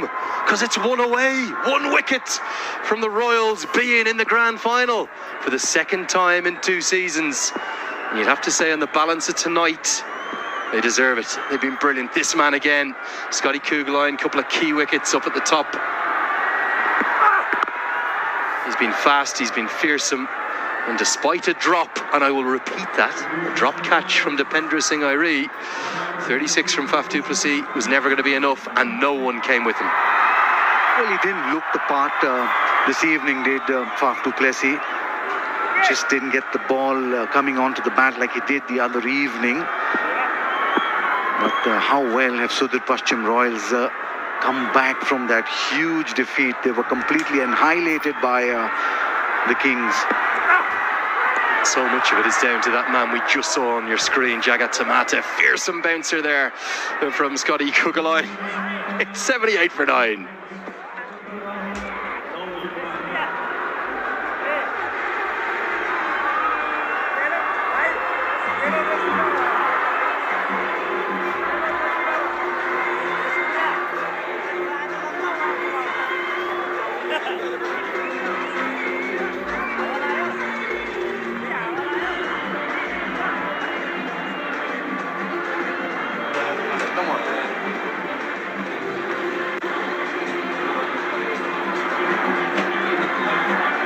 Well, it's party time, and Jagat Samata, there's a reason that he is held in such high esteem here in Nepal. He's managed to find the best out of his players. Scott Kugline's been fantastic, Harmeet Singh, and Hemant Dami back into the team. That wicket that he took, that of Faf du Plessis, gone. That's going to be that. One captain catches the other, and he may have put one down this evening, Dipendra Singh Airi, but he's back to what he does best, dominating in the field. The Royals, as the fireworks sparkle around the TU International Cricket Ground, they've not just won, they have routed their opposition. A 77-run victory, bowling the Kings out, all out for 78, and they storm into the Siddhartha Bank Nepal Premier League Grand Final 2025. Well, how right that graphic is there. Royal storm into the final, absolutely decimating the Kings, absolutely obliterating the Kings. Congratulations to that man there, Binod Bhandari, who played an absolute blinder of innings considering how the pitch played, and him, the skipper Dipendra Singh Airi, some of the best tactics used by him. Very tactical captain. He did really well for them as the fireworks light up this night sky. Perhaps done a little damage to that Pinky, but he is a tough man. He'll be back. They're all smiles. Sandeep Lamichhane, nice to see him smile in defeat as well. And there she is, Mrs. Airi up top. How happy is she? Proudest mother in the country right now, because her son has led the men from the far west into the grand final. She has a smile as broad as the sun. Beautiful scenes these, in front of a sold-out crowd, in front of an atmosphere you had to be here to experience. Jagat Samata and his captain Dipendra Singh Airi have pulled off another masterclass. They did it all but win it last year. They'll have a chance to put right the wrongs of last season. And look at that for a glorious scene as the floodlights sparkle, the fireworks go off. The Royals absolutely deserve every second of this victory. It's been comfortable, it's been confident. And the best way to win it, of course, who else could it be but Dipendra Singh Airi, giving Abhinesh Bahara another wicket. Good catch this. Absolutely stunning catch by the skipper. Just shows how comfortably he did it in the end. Believe me, it was travelling at the rate of knots. A kiss to the crowd, blowing kisses, a lot of good wishes. Mothers there, and mother's blessings always go a long way, doesn't they?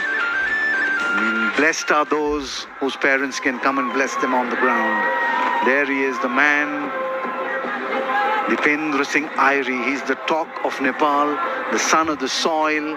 He's done everything right today. Could he do it one more time?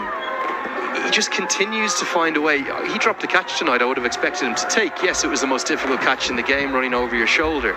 But he finds a way to contribute even when he does some things wrong. That's what makes him so dynamic, so exciting to watch. He ran himself out with a misjudged second, but he took 3 catches, one of which was off his own bowling. The direct hit near run out of Faf du Plessis was sensational. His teammates Ishan Pandey picked up a couple of run outs, and Binod Bhandari, in his own calm, measured, experienced way, he's been around everything in the history of the game here in Nepal. He's seen it all, he's done it all. And where would they be without his experience? I don't think they'd be in the grand final right now. And Abhinesh Bahara, who's now joint top of the table in terms of wicket takers, Bhandari second in the runs. 2 great servants of the game here in Nepal, having an absolute field day in season 2. Well, Andrew, on your screen, he's done everything right for them. The wicket keeping, I'm sure that he's helped in tactics as well. The experience of Binod Bhandari cannot be bought in the local market. He is worth his weight in gold for this team, and I'm sure he's made a huge statement come that T20 World Cup. Yeah, phenomenal. Really, truly phenomenal how he's just been that unsung hero. Du Plessis, I thought, played nicely in phases, but couldn't ever quite get to the strike rate that he scored at the other evening. And only 2 other batters got to double figures. That was Bashir Ahmed, who was caught and bowled by Dipender Singh Airi, and Marchant de Lange, who was caught at mid-off for 15. A sorry tale for the Kings, and we did say it. We felt as though they were a bit top-heavy. If he's let Duplessis and Guptill didn't get it done, who was going to stand up? The rest didn't. 78 all outs. That's then told again within the partnerships. Just that 39-run effort between Bashir Ahmed and Faf du Plessis. And look at all the wickets falling around Faf. He must have been wondering what was going on out there.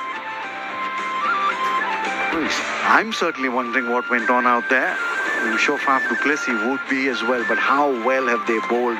They were marshalled really well by Dipender Singh Airi. 2 for 9 runs of his 3 overs for Scott Kugelheim. Harmeet Singh has always been that important linchpin for them here. 2 for 20 of his 4. Miserly as ever. 2 wickets for Abhinash Bohara against the run of play. 1 each for Hemant Dami, who's one bright spark in Nepal's future. And the man himself, Dipender Singh Airi, 1 over 9 runs and that 1 wicket. Well, we all felt, every one of us, to a T as the commentary group, we all felt at the halfway stage. If anything, it might have been advantage to the Kings in the chase. We felt it was maybe 5 or 10 runs short, but the Royals have turned it all around. They've been sensational, a brilliant bowling performance. They got their spearhead Kugelheim back in to the attack. Might have been a tactical masterstroke, giving him a rest and not playing him in that last game. Harmeet Singh at his brilliant best as always with 2 for 20. And Abhinesh Bohara, we talk about unsung heroes, he's now joint top of the wicket-taking table alongside Sandeep Lamichhane. And the tail of the tape is the Royals cruise into the grand final with a 77-run victory. And you'd have to say, if they play the way they did tonight, Baz, you think they might lift their first trophy. Well, I like the way they've come back into this game. They were, like I said, they were completely demolished by the Biratnagar Kings. 148 they scored in 11.5. They came out chasing that score of 155, lost a wicket very early in the piece, and they just kept losing wickets. And this was perhaps the turning point for me. Martin Guptill, the man in form, once he got run out, it was curtains. And then he came and left. Bhatta came and left, and then by then they were all over the Royals. You and I were on call for those first 7 balls. We couldn't believe what we were witnessing. Heaslett and Bhatta's strokes in particular shocking, and then I don't quite know what happened. This could have been the turning point as Airi did all the hard work, but it was almost a touch lackadaisical at the end. He put down Duplessis, who started to cash in. He took a bit of a liking at first to Dipender Singh Airi, but then Airi picked up that big wicket of Bashir Ahmed. Lokesh Bam came and went, another catch, and then there was a lovely piece of bowling, wasn't there, from Harmeet Singh, who's so good. Well, they looked like a well-oiled machine. They played like a team. They were happy for each other. There it is, Sheldon Jackson coming from India for this game. And take a look at this. This was the kind of evening that the Biratnagar Kings had. There was complete chaos in their ranks. And then Marchant de Lange came out there and threw his bat around until he hit one straight to Harmeet Singh, and that was the end of it. They were in the finals. A real good, smart catch by the skipper, Dipender Airi, taking them into that grand final, Andrew.